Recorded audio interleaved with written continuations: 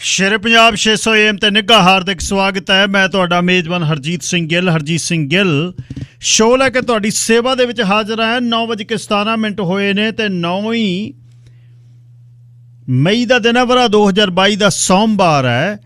26 विसाख नानक संमत 554। निघा हार्दिक स्वागत है जी। पंजाब नूं देश पंजाब के झरोखे चो सरदार नवकिरण सिंह पत्ती गलबात करनगे। कुछ खबरां तो बाद अज साडे बजुर्गों दियां सेहत सेवावां दी गल करनी है। जिहड़े घरे बैठे ने डिगड़ ने, सरकारी सेवावां उन्हां नूं किहो जिहियां मिल रहीआं ने ते होर की मिल सकदा, जिहड़ियां उन्हां नूं सेवावां मिल रहीआं ने उन्हां ते खुश ने। रेजिडेंट केयर अटेंडेंट्स जिन्हां नूं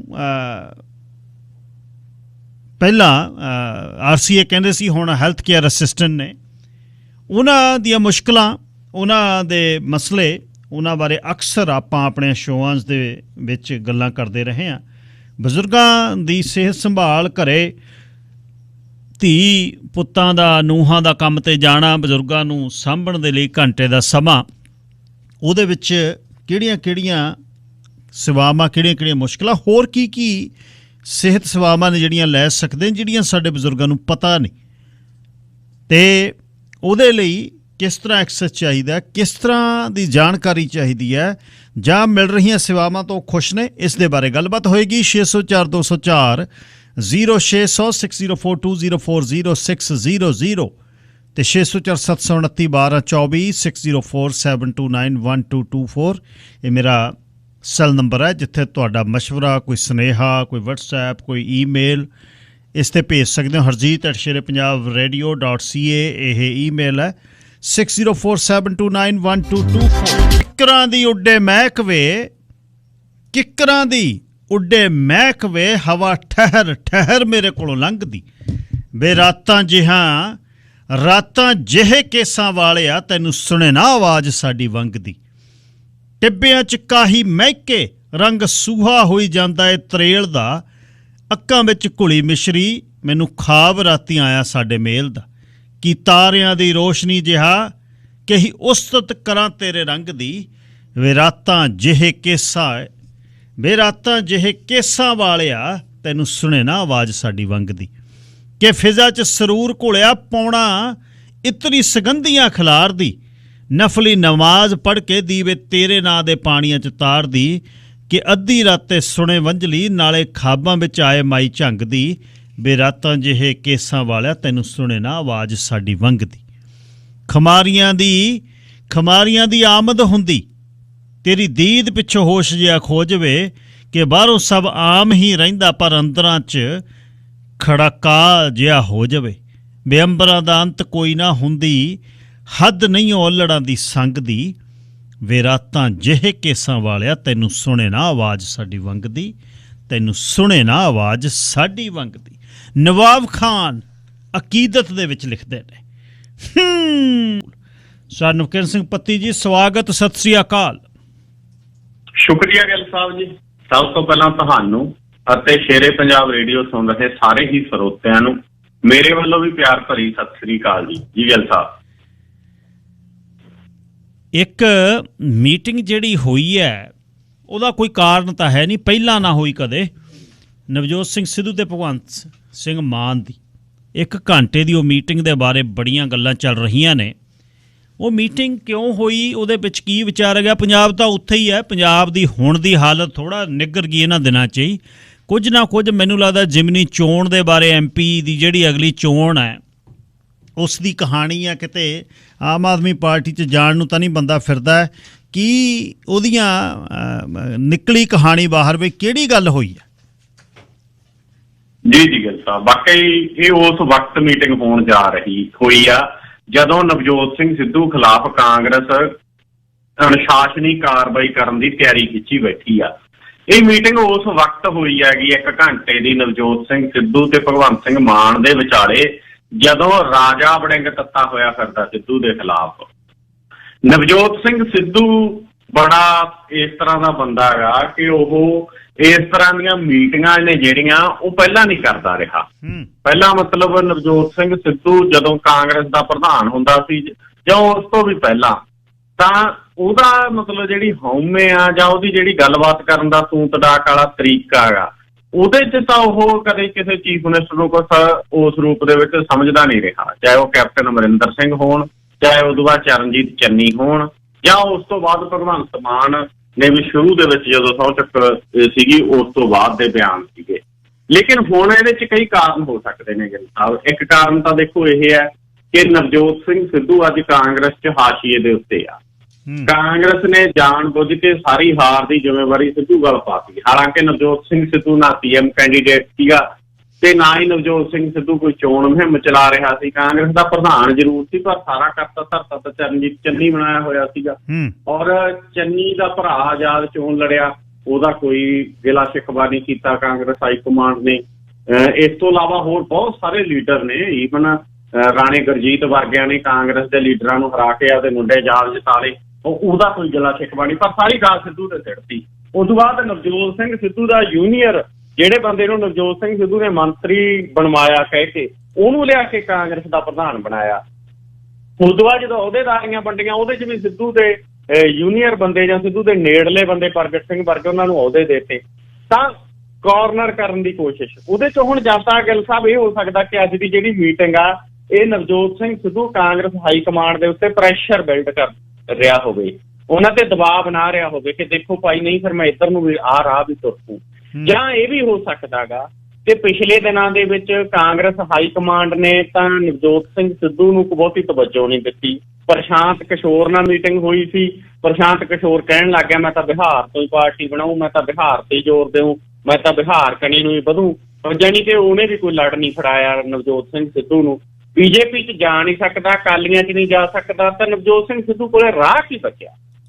ਜਾਂ ਤੱਕ ਖੇਤਰੀ ਪਾਰਟੀ ਬਣਾਉਣ ਵਾਲੇ ਪਾਸੇ ਨੂੰ ਵੱਧ ਸਕਦਾ, ਉਹਦੇ ਲਈ ਮਿਹਨਤ ਬਹੁਤ ਕਰਨੀ ਪਊ, ਉਹਦੇ ਲਈ ਬਹੁਤ ਜ਼ਿਆਦਾ ਤਰੱਦਦ ਕਰਨਾ ਪੈਂਦਾ, ਜਾਂ ਫਿਰ ਕਿਤੇ ਨਾ ਕਿਤੇ ਜਿਹੜੀ ਮੀਟਿੰਗ ਹੋਈ ਆ ਇਹਦੇ ਬਹੁਤ ਸਾਰੇ ਮਾਇਨੇ ਨੇ ਜਿਹੜੇ ਉਹ ਨਿਕਲ ਸਕਦੇ ਨੇ। ਸੋ ਇਸ ਕਰਕੇ ਇਹਦੀ ਕਾਫੀ ਅਹਿਮੀਅਤ ਜਿਹੜੀ ਉਹ ਮੰਨੀ ਜਾਂਦੀ ਆ। ਬਾਕੀ ਇਹ ਵੀ ਆ ਕਿ ਨਵਜੋਤ ਸਿੰਘ ਸਿੱਧੂ ਕੋਲ ਇੱਕ ਪੰਜਾਬ ਮਾਡਲ ਹੈ, ਉਹਦੇ ਤੇ ਵੀ ਚਰਚਾ ਕੀਤੀ ਹੋ ਸਕਦੀ ਆ। ਸੋ ਅਜੇ ਖੁੱਲ੍ਹ ਕੇ ਤਾਂ ਨਹੀਂ ਗੱਲ ਸਾਹਮਣੇ ਆਈ ਕਿ ਗੱਲ ਕੀ ਆ, ਪਰ ਇੰਨਾ ਕੁ ਜ਼ਰੂਰ ਆ ਕਿ ਫਿਲਹਾਲ ਆਮ ਆਦਮੀ ਪਾਰਟੀ ਵਾਲੀ ਕਹਾਣੀ ਤਾਂ ਨਹੀਂ ਜਾਪਦੀ, ਕਿਉਂਕਿ ਜੇ ਕਿਤੇ ਉੱਧਰ ਨੂੰ ਕਹਾਣੀ ਤੁਰਦੀ ਹੁੰਦੀ ਫਿਰ ਭਗਵੰਤ ਮਾਨ ਨਾਲ ਮੀਟਿੰਗ ਦੀ ਬਜਾਏ ਸ਼ਾਇਦ ਵੱਡੇ ਲੀਡਰ ਨਾਲ ਮੀਟਿੰਗ ਹੋ ਸਕਦੀ ਸੀ ਜੀ। ਅੱਛਾ, ਇੱਕ ਗੱਲ ਜਿਹੜੀ ਬੜੀ ਚੁਭਦੀ ਹੈ, ਸਾਰਿਆਂ ਨੂੰ ਚੁਭਦੀ ਹੈ, ਕਿਸੇ ਨੇ ਉਹਨੂੰ ਵਰਜਿਆ ਨਹੀਂ ਯਾਰ, ਉਹ ਬੋਲਣ ਦਾ ਉਹਦਾ ਸਲੀਕਾ ਹੈ। ਪਟਿਆਲੇ ਦੇ ਇੱਕ ਵਕੀਲ ਦਾ, ਵੱਡੇ ਵਕੀਲ ਦਾ ਪੁੱਤ, ਦੁਨੀਆ ਤੇ ਕ੍ਰਿਕਟ ਖੇਲੀ ਨਵਜੋਤ ਸਿੱਧੂ ਨੇ, ਉਹਨੂੰ ਯਾਰ ਬੋਲਣ ਦੀ ਤਹਿਜ਼ੀਬ ਨਹੀਂ, ਉਹ ਤੂੰ ਕਰਕੇ ਬੋਲਦਾ ਹਰ ਇੱਕ ਨੂੰ। ਇਹਨੇ ਕਿਸੇ ਨੇ ਉਹਨੂੰ ਵਰਜਿਆ ਨਹੀਂ ਅੱਜ ਤੱਕ ਯਾਰ ਵੀ ਤੂੰ ਕੌਣ ਹੁੰਦਾ, ਵੱਡਿਆਂ ਲਈ ਵੀ ਛੋਟਿਆਂ ਲਈ ਪੱਤਰਕਾਰਾਂ ਲਈ ਵੀ। ਉਹਨੂੰ ਕਦੇ ਇਹ ਉਹਦੇ ਦਿਮਾਗ ਦੇ ਵਿੱਚ ਕਿਹਨੇ ਪਾਤੀ ਵੀ ਤੂੰ ਕਹਿ ਕੇ ਬੰਦਾ ਬਦਮਾਸ਼ੀ 'ਚ ਆ ਜਾਂਦਾ? ਗਿੱਲ ਸਾਹਿਬ ਮੈਨੂੰ ਲੱਗਦਾ ਕਿ ਇਹਦਾ ਨੈਗੇਟਿਵ ਪੁਆਇੰਟ ਵੀ ਇਹੀ ਆ। ਸ਼ਾਇਦ ਨਵਜੋਤ ਸਿੰਘ ਸਿੱਧੂ ਜੇ ਅੱਜ ਵੱਡਾ ਲੀਡਰ ਨਹੀਂ ਬਣ ਪਾਇਆ ਤਾਂ ਉਹਦਾ ਬੇਸਿਕ ਕਾਰਨ ਇਹ ਹੋ ਸਕਦਾ ਗਾ ਕਿਉਂਕਿ ਇਮਾਨਦਾਰ ਵੀ ਹੈ, ਗੱਲ ਵੀ ਧੜੱਲੇ ਨਾਲ ਕਰਦਾ ਹੈ, ਕਿਸੇ ਤਰੀਕੇ ਨਾਲ ਮਾਫੀਆ ਨਾਲ ਨਹੀਂ ਜੁੜਿਆ ਹੋਇਆ। ਪਰ ਜਿਹੜੀ ਉਹਦੀ ਇਹ ਬੋਲੀ ਆ ਨਾ ਤੂੰ ਤੜਾਕ ਵਾਲੀ, ਜਿਹੜਾ ਇੱਕ ਕਿਸੇ ਦਾ ਬਣ ਕੇ ਨਹੀਂ ਚੱਲਦਾ, ਓਏ ਇਦੋਂ ਉਰੇ ਉਤਰਨਾ ਨਹੀਂ ਤੇ ਤੂੰ ਤੜਾਕ ਦੀ ਗੱਲ ਕਰਨੀ ਹੈ, ਉਹ ਜੀਜਾ ਉਹ ਸਾਲਾ, ਮਤਲਬ ਇਹ ਗੱਲਾਂ ਫਿਰ ਲੈ ਵੀ ਬੈਠੀਆਂ ਨਵਜੋਤ ਸਿੰਘ ਸਿੱਧੂ ਨੂੰ। ਜੇ ਉਹ ਹਲੀਮੀ ਨਾ ਚੱਲਦਾ, ਜੇ ਉਹ ਇਹ ਭਾਸ਼ਾ ਛੱਡ ਕੇ ਤੂੰ ਤੜਾਕ ਵਾਲੀ ਲੋਕਾਂ ਨੂੰ ਮਿਲਿਆ ਹੁੰਦਾ ਤਾਂ ਜਾਂ ਨੌਬਤ ਨਾ ਆਉਂਦੀ, ਘੱਟੋ ਘੱਟ ਆਪਦੇ ਵਾਲੀ ਸੀਟ ਨਾ ਹਾਰਦਾ। ਹੁਣ ਉੱਥੇ ਹਾਲਤ ਤਾਂ ਇਹ ਸੀਗੀ ਵੀ ਉਹਦੇ MC ਕਹਿੰਦੇ ਜੀ ਇਹ ਤਾਂ ਇੱਕ ਵਾਰ ਜਿੱਤ ਕੇ ਉਦੋਂ ਬਾਅਦ ਫੋਨ ਕਰ ਲੈਂਦਾ ਬੰਦ, ਇਹ ਨਹੀਂ ਪਤਾ 15 ਦਿਨ ਕਿੱਥੇ ਉਤਰਦਾ ਕਿੱਥੇ ਨਾ ਕੋਈ ਇਹਦੇ ਪਰਿਵਾਰ ਦਾ ਬੰਦਾ ਫੋਨ ਚੱਕਦਾ, ਨਾ ਕਿਸੇ ਨੂੰ ਘਰੇ ਵੜਨ ਦੀ ਇਜਾਜ਼ਤ ਹੈ। ਅਸੀਂ ਕੀ ਕਰੀਏ? ਤਾਂ ਇਹ ਜਿਹੜਾ ਡਿਫਰੈਂਸ ਪਿਆ ਨਾ ਆਮ ਲੋਕਾਂ ਨਾਲ, ਉਹ ਉਹਦੀਆਂ ਜੜ੍ਹਾਂ 'ਚ ਬੈਠਿਆ। ਤੇ ਹੁਣ ਨਵਜੋਤ ਸਿੰਘ ਸਿੱਧੂ ਠੀਕ ਹੈ ਕਿ ਅੱਜ ਬਹੁਤ ਮਿਹਨਤ ਕਰ ਰਿਹਾ, ਅੱਜ ਪੂਰੇ ਪੰਜਾਬ ਦਾ ਗੇੜਾ ਵੀ ਲਾ ਰਿਹਾ, ਇੱਧਰ ਉੱਧਰ ਵੀ ਜਾ ਰਿਹਾ, ਪਰ ਇਹ ਜੇ ਉਦੋਂ ਕੀਤਾ ਹੁੰਦਾ ਚੋਣਾਂ ਤੋਂ ਪਹਿਲਾਂ ਆਹੀ ਕੰਮ, ਜੇ ਉਦੋਂ ਇਹੀ ਮਿਹਨਤ ਕੀਤੀ ਹੁੰਦੀ ਤਾਂ ਸ਼ਾਇਦ ਇਹਦੀ ਸਥਿਤੀ ਏਦਾਂ ਦੀ ਨਾ ਬਣਦੀ ਜਿਹੋ ਜਿਹੀ ਅੱਜ ਬਣ ਗਈ ਆ। ਸੋ ਹੁਣ ਤਾਂ ਇਹਨੂੰ ਇਮਾਨਦਾਰੀ ਨਾਲ ਇੱਕ ਵਿਰੋਧੀ ਧਿਰ ਦੇ ਜਿਹੜੀ ਆਗੂ ਦੀ ਭੂਮਿਕਾ ਹੀ ਨਿਭਾਉਣੀ ਚਾਹੀਦੀ ਸੀ ਬਤੌਰ ਕਾਂਗਰਸੀ ਲੀਡਰ, ਪਰ ਹੁਣ ਕਾਂਗਰਸ ਪਾਰਟੀ ਇਹਨੂੰ ਲੀਡਰ ਮੰਨ ਨਹੀਂ ਰਹੀ ਤੇ ਹੁਣ ਜਾਵੇ ਤਾਂ ਜਾਵੇ ਕਿੱਥੇ। ਸੋ ਇਹ ਹਾਲਤ ਬਣੀ ਪਈ ਉਹ 'ਚ। ਲੇਕਿਨ ਭਾਸ਼ਾ ਅਜੇ ਵੀ ਗਿੱਲ ਸਾਹਿਬ ਉਹੀ ਆ ਤੂੰ ਤੜਾਕ ਵਾਲੀ ਜਿਹੜੀ ਤੁਸੀਂ ਗੱਲ ਕਰਦੇ ਹੋ। ਜੇ ਕਿਤੇ ਉਹ ਤੇ ਕੰਟਰੋਲ ਹੋ ਜੇ ਫਿਰ ਸਥਿਤੀਆਂ ਇਹਦੇ ਲਈ ਹੋਰ ਬਣ ਸਕਦੀਆਂ ਨੇ। ਪੰਜਾਬ ਦੇ ਮਸਲੇ ਬਹੁਤ ਨੇ, ਪੰਜਾਬ ਦੇ ਮੁੱਦੇ ਬਹੁਤ ਨੇ। ਪੰਜਾਬ ਅੱਜ ਇੱਕ ਬਹੁਤ ਵੱਡੀ ਤਰਾਸਦੀ ਦਾ ਸਾਹਮਣਾ ਕਰ ਰਿਹਾ। ਉਸ ਵਕਤ ਪੰਜਾਬ ਪੱਖੀ ਲੀਡਰਾਂ ਦੀ ਲੋੜ ਆ ਜੀ। ਤਜਿੰਦਰਪਾਲ, ਬੱਗੇ ਦੇ ਮਾਮਲੇ ਦੇ ਵਿੱਚ ਮੈਨੂੰ ਲੱਗਦਾ ਹੈ ਕੇਂਦਰ ਸਰਕਾਰ ਤੇ ਸੂਬਾ ਸਰਕਾਰ ਆਮਣੇ ਸਾਹਮਣੇ ਖੜੇ ਨੇ। ਬੱਗੇ ਦਾ ਘੱਟ ਮੈਨੂੰ ਲੱਗਦੀ ਕਹਾਣੀ। ਜੀ ਗਿੱਲ ਸਾਹਿਬ, ਬੱਗਾ ਏਡਾ ਵੱਡਾ ਲੀਡਰ ਹੈ ਨਹੀਂ ਸੀ ਜਿੱਦਾਂ ਇਹਨਾਂ ਨੇ ਬਣਾਤਾ। ਅਸਲ 'ਚ ਉਹ ਤਾਂ ਮਤਲਬ ਬੇਤੁਕੇ ਬਿਆਨ ਦੇਣ ਵਾਲਾ, ਪ੍ਰਸ਼ਾਂਤ ਭੂਸ਼ਣ ਵਰਗੇ ਮਨੁੱਖੀ ਅਧਿਕਾਰਾਂ ਦੇ ਕਾਰਕੁਨਾਂ ਦੇ ਉੱਤੇ ਹਮਲੇ ਕਰਨ ਵਾਲਾ ਇੱਕ ਇੱਦਾਂ ਦਾ ਛੋਟਾ ਮੋਟਾ ਲੀਡਰ ਸੀਗਾ। ਹੁਣ ਮਸਲਾ ਆਮ ਬੰਦੇ ਦੇ ਵੀ ਸਮਝ ਆਉਂਦਾ ਹੈ ਵੀ ਬੱਗਾ ਦਿੱਲੀ 'ਚ ਬੈਠਾ, ਦਿੱਲੀ ਦੇ ਚੀਫ ਮਿਨਿਸਟਰ ਖਿਲਾਫ ਟਵੀਟ ਕਰ ਰਿਹਾ, ਤਾਂ ਪੰਜਾਬ ਪੁਲਿਸ ਉੱਥੇ ਕੀ ਕਰਨ ਜਾ ਰਹੀ ਹੈ? ਜੇ ਅਰਵਿੰਦ ਕੇਜਰੀਵਾਲ ਨੂੰ ਲੱਗਦਾ ਗਾ ਕਿ ਟਵੀਟ ਉਹਦੇ ਖਿਲਾਫ ਆ, ਤਾਂ ਉਹ ਦਿੱਲੀ ਦੀ ਪੁਲਿਸ ਨੂੰ ਲਿਖ ਕੇ ਦੇਵੇ, ਅਦਾਲਤ ਦਾ ਰੁਖ ਕਰੇ। ਪੰਜਾਬ ਪੁਲਿਸ ਉੱਥੇ ਉਹਨੂੰ ਗ੍ਰਿਫਤਾਰ ਕਰਨ ਜਾਂਦੀ ਆ। ਔਰ ਜਿਸ ਤਰੀਕੇ ਨਾਲ ਬੀਜੇਪੀ ਉਹਦੀ ਪਿੱਠ ਦੇ ਉੱਤੇ ਆਈ ਆ ਗਿੱਲ ਸਾਹਿਬ, ਉਹਨੇ ਤਾਂ ਹਿਲਾ ਕੇ ਰੱਖਤਾ ਮਸਲਾ ਸਾਰਾ। ਮਤਲਬ ਪੰਜਾਬ ਪੁਲਿਸ ਅਜੇ ਉਹਨੂੰ ਲੈ ਕੇ ਹਰਿਆਣਾ ਨਹੀਂ ਟੱਪੀ, ਤੇ ਉਧਰੋਂ ਕਿਡਨੈਪਿੰਗ ਦਾ ਕੇਸ ਵੀ ਦਰਜ ਹੋ ਗਿਆ, ਔਰ ਦੂਸਰੇ ਪਾਸੇ ਸਰਚ ਵਾਰੰਟ ਵੀ ਆ ਗਿਆ। ਹਰਿਆਣੇ ਵਾਲਿਆਂ ਨੂੰ ਵੀ ਕਹਿਤਾ ਵੀ ਘੇਰ ਲਓ, ਤੇ ਮਗਰ ਦਿੱਲੀ ਦੀ ਪੁਲਿਸ ਆ ਕੇ ਛਡਾ ਕੇ ਵੀ ਲੈ ਗਈ। ਉਹ ਘਰੇ ਬਹਿ ਕੇ ਜਾ ਕੇ ਛਾਲਾ ਮਾਰਦਾ, ਔਰ ਸਾਡੇ ਵਾਲੀ ਪੰਜਾਬ ਪੁਲਿਸ ਵਾਲਿਆਂ ਨੂੰ ਅਜੇ ਹਰਿਆਣੇ 'ਚ ਬਹਾਈ ਬੈਠੇ ਸੀ। ਤਾਂ ਇਹ ਸਾਰਾ ਮਸਲਾ, ਜਿਵੇਂ ਮੋਹਾਲੀ ਦੀ ਅਦਾਲਤ ਨੇ ਉਹਦੇ ਗ੍ਰਿਫਤਾਰੀ ਵਾਰੰਟ ਜਾਰੀ ਕੀਤੇ, ਰਾਤ ਨੂੰ ਪੰਜਾਬ ਤੇ ਹਰਿਆਣਾ ਹਾਈ ਕੋਰਟ 'ਚ ਸੁਣਵਾਈ ਹੋ ਗਈ। ਕੀ ਗੱਲ, ਬੱਗਾ ਏਡਾ ਕਿੱਡਾ ਬੰਦਾ ਵੀ ਰਾਤ ਨੂੰ ਅਦਾਲਤ ਲਾ ਕੇ ਉਹਦੇ ਪਿੱਛੇ। ਮਨੁੱਖੀ ਅਧਿਕਾਰਾਂ ਦੇ ਹੋਰ ਬੜੇ ਬੰਦੇ, ਗੌਤਮ ਨਵਲਖਾ ਵਰਗੇ, GN ਸਾਈਂ ਬਾਬਾ ਵਰਗੇ, ਬਰਬਰਾ ਰਾਓ ਵਰਗੇ ਇਸ ਵਕਤ ਕੇਸਾਂ ਦਾ ਸਾਹਮਣਾ ਕਰ ਰਹੇ ਨੇ। ਉਹ ਕਹਿੰਦੇ ਹੁਣ ਮਨੁੱਖੀ ਅਧਿਕਾਰਾਂ ਦੇ ਤੌਰ ਦੇ ਉੱਤੇ, ਮਨੁੱਖੀ ਕਦਰਾਂ ਕੀਮਤਾਂ ਦੇ ਤੌਰ ਦੇ ਉੱਤੇ ਕੇਸਾਂ ਦੀ ਸੁਣਵਾਈ ਹੋਵੇ, ਪਰ ਕੋਈ ਨਹੀਂ ਪੁੱਛਦਾ। ਪਰ ਬੱਗੇ ਨੂੰ ਇੰਨੀ ਅਹਿਮੀਅਤ ਕਿਉਂ? ਅਸਲ 'ਚ ਬੀਜੇਪੀ ਦੇ ਲਈ ਵੀ ਮਤਲਬ ਬੱਗਾ ਗਾ ਜਿਹੜਾ, ਉਹ ਖਾਸਾ ਚਹੇਤਾ ਬਣ ਚੁੱਕਿਆ ਜੀ। ਤੋ ਅੱਜ ਕੱਲ੍ਹ ਤਾਂ ਵੱਡਾ ਲੀਡਰ ਬਣ ਗਿਆ। ਤੋ ਵਾਕਈ ਗੱਲ ਸਾਹਿਬ, ਇਸ ਵਿਸ਼ੇ ਦੇ ਉੱਤੇ ਪੰਜਾਬ ਤੇ ਕੇਂਦਰ ਆਮੋ ਸਾਹਮਣੇ ਖੜੇ ਦਿਖਾਈ ਦਿੰਦੇ ਨੇ। ਪੰਜਾਬ ਦਾ ਕੱਲ੍ਹ ਨੂੰ ਕੋਲੇ ਦਾ ਮਸਲਾ ਆਉਣਾ ਗਾ। ਪੰਜਾਬ 'ਚ ਬਿਜਲੀ ਸਪਲਾਈ ਦਾ ਜਦੋਂ ਝੋਨੇ ਦਾ ਸੀਜ਼ਨ ਸ਼ੁਰੂ ਹੋ ਗਿਆ, ਵੱਡਾ ਮਸਲਾ ਗਾ, ਔਰ ਉਦੋਂ ਹੋ ਸਕਦਾ ਨੌਬਤ ਵੱਡੀ ਖੜੀ ਹੋ ਜੇ। ਮੈਨੂੰ ਹੁਣੇ ਹੀ ਪਤਾ ਲੱਗਿਆ ਰਾਜਸਥਾਨ ਦੇ ਵਿੱਚ ਵੀ ਪੰਜਾਬ ਪੁਲਿਸ ਦੀ ਇੱਕ ਟੀਮ, DSP, SHO ਸਮੇਤ ਕਈਆਂ ਖਿਲਾਫ ਕੇਸ ਦਰਜ ਹੋ ਗਿਆ ਵੀ ਰਾਜਸਥਾਨ ਦੇ ਵਿੱਚੋਂ ਵੀ ਇੱਕ ਮੁੰਡਾ ਚੱਕਿਆ ਸੀਗਾ ਔਰ ਦਿਖਾਇਆ ਹੁਸ਼ਿਆਰਪੁਰ ਦੇ ਵਿੱਚੋਂ। ਤਾਂ ਇਹ ਸਾਰਾ ਤਮਾਮ ਜਿਹੜਾ ਮਸਲਾ ਅਸਲ ਦੇ ਵਿੱਚ, ਇਹ ਮਸਲਾ ਰਾਜਾਂ ਦੇ ਅਧਿਕਾਰਾਂ ਨਾਲ ਵੀ ਜੁੜਦਾ ਹੈ, ਔਰ ਦੂਸਰਾ ਇਹ ਕਿ ਕੇਂਦਰ ਸਰਕਾਰ ਕਿਵੇਂ ਦਿਲਚਸਪੀ ਲੈ ਰਹੀ ਹੈ ਇਹੋ ਜਿਹੇ ਕੇਸਾਂ ਦੇ ਵਿੱਚ, ਉਹਦੇ ਨਾਲ ਵੀ ਜੁੜਦਾ। ਪਰ ਇਹਦੇ 'ਚ ਹੁਣ ਘੱਟੋ ਘੱਟ ਮੈਨੂੰ ਲੱਗਦਾ ਭਗਵੰਤ ਮਾਨ ਹੋਰਾਂ ਨੂੰ ਇੱਥੇ ਆ ਕੇ ਆਪਣੀ ਜਿਹੜੀ ਅਹਿਮੀਅਤ ਅੱਗੇ ਤੋਂ ਦਿਖਾਉਣੀ ਹੋਵੇਗੀ ਕਿ ਐਵੇਂ ਕੇਜਰੀਵਾਲ ਨੂੰ ਕਿਸੇ ਨੇ ਕਹਿਤਾ, ਕਿਤੇ ਕੁਮਾਰ ਵਿਸ਼ਵਾਸ ਦੇ ਘਰੇ ਪੰਜਾਬ ਪੁਲਿਸ ਭੇਜਤੀ, ਕਦੇ ਆਸਕਾ ਲਾਂਬਾ ਦੇ ਘਰੇ ਭੇਜਤੀ, ਕਦੇ ਬੱਗੇ ਨੂੰ ਗ੍ਰਿਫਤਾਰ ਕਰਨ ਭੇਜਤੀ। ਇਹਦੇ ਨਾਲੋਂ ਮਤਲਬ ਜਿਹੜੀ ਸਥਿਤੀ ਹੈਗੀ ਉਹ ਇਹ ਹੋਣੀ ਚਾਹੀਦੀ ਹੈਗੀ ਕਿ ਪੰਜਾਬ ਪੁਲਿਸ ਪੰਜਾਬ ਦੇ ਮਸਲਿਆਂ 'ਚ ਕੰਮ ਕਰੇ। ਬਸ ਬੀਜੇਪੀ ਜਿਹੜੇ ਗਿੱਲ ਸਾਹਿਬ ਇੰਨੀ ਸਰਗਰਮ ਹੋਈ ਆ, ਦੇਖੋ ਇਹ 'ਚ ਬੀਜੇਪੀ ਦੀਆਂ ਵੀ ਗਲਤੀਆਂ ਨੇ। ਪਿਛਲੇ ਦਿਨਾਂ ਦੇ ਵਿੱਚ ਦਲਿਤ ਆਗੂ ਔਰ ਗੁਜਰਾਤ ਦਾ ਵਿਧਾਇਕ ਜਗਨੇਸ਼ ਮਵਾਨੀ, ਉਹਨੂੰ ਤੁਸੀਂ ਦੇਖੋ ਹਜ਼ਾਰਾਂ ਕਿਲੋਮੀਟਰ ਦੂਰ ਜਾ ਕੇ ਅਸਾਮ ਦੀ ਪੁਲਿਸ ਚੱਕ ਲਿਆਈ ਸੀ। ਤਾਂ ਜੇ ਅਸਾਮ ਦੀ ਪੁਲਿਸ ਉਹਨੂੰ ਐਡੀ ਦੂਰੋਂ ਜਗਨੇਸ਼ ਮਵਾਨੀ ਨੂੰ ਚੱਕ ਕੇ ਲਿਆ ਸਕਦੀ ਹੈ, ਜਹਾਜ਼ ਰਾਹੀਂ ਲਿਆਏ ਨਾਲੇ, ਤਾਂ ਫਿਰ ਬੱਗਾ ਤਾਂ ਨੇੜੇ ਹੀ ਬੈਠਾ ਸੀ। ਬੱਗੇ ਦੇ ਮਸਲੇ 'ਚ ਬੀਜੇਪੀ ਦਾ ਰੁਖ ਹੋਰ ਆ, ਕੇਂਦਰ ਸਰਕਾਰ ਦਾ ਹੋਰ ਆ। ਜਦੋਂ ਅਸਾਮ ਵਾਲੇ ਜਾ ਕੇ ਜਗਨੇਸ਼ ਮਵਾਨੀ ਨੂੰ ਚੱਕ ਕੇ ਲਿਆਉਂਦੇ ਨੇ 1000 ਕਿਲੋਮੀਟਰ ਤੋਂ, ਉਦੋਂ ਬੀਜੇਪੀ ਦਾ ਰੁਖ ਹੋਰ ਹੁੰਦਾ ਗਾ।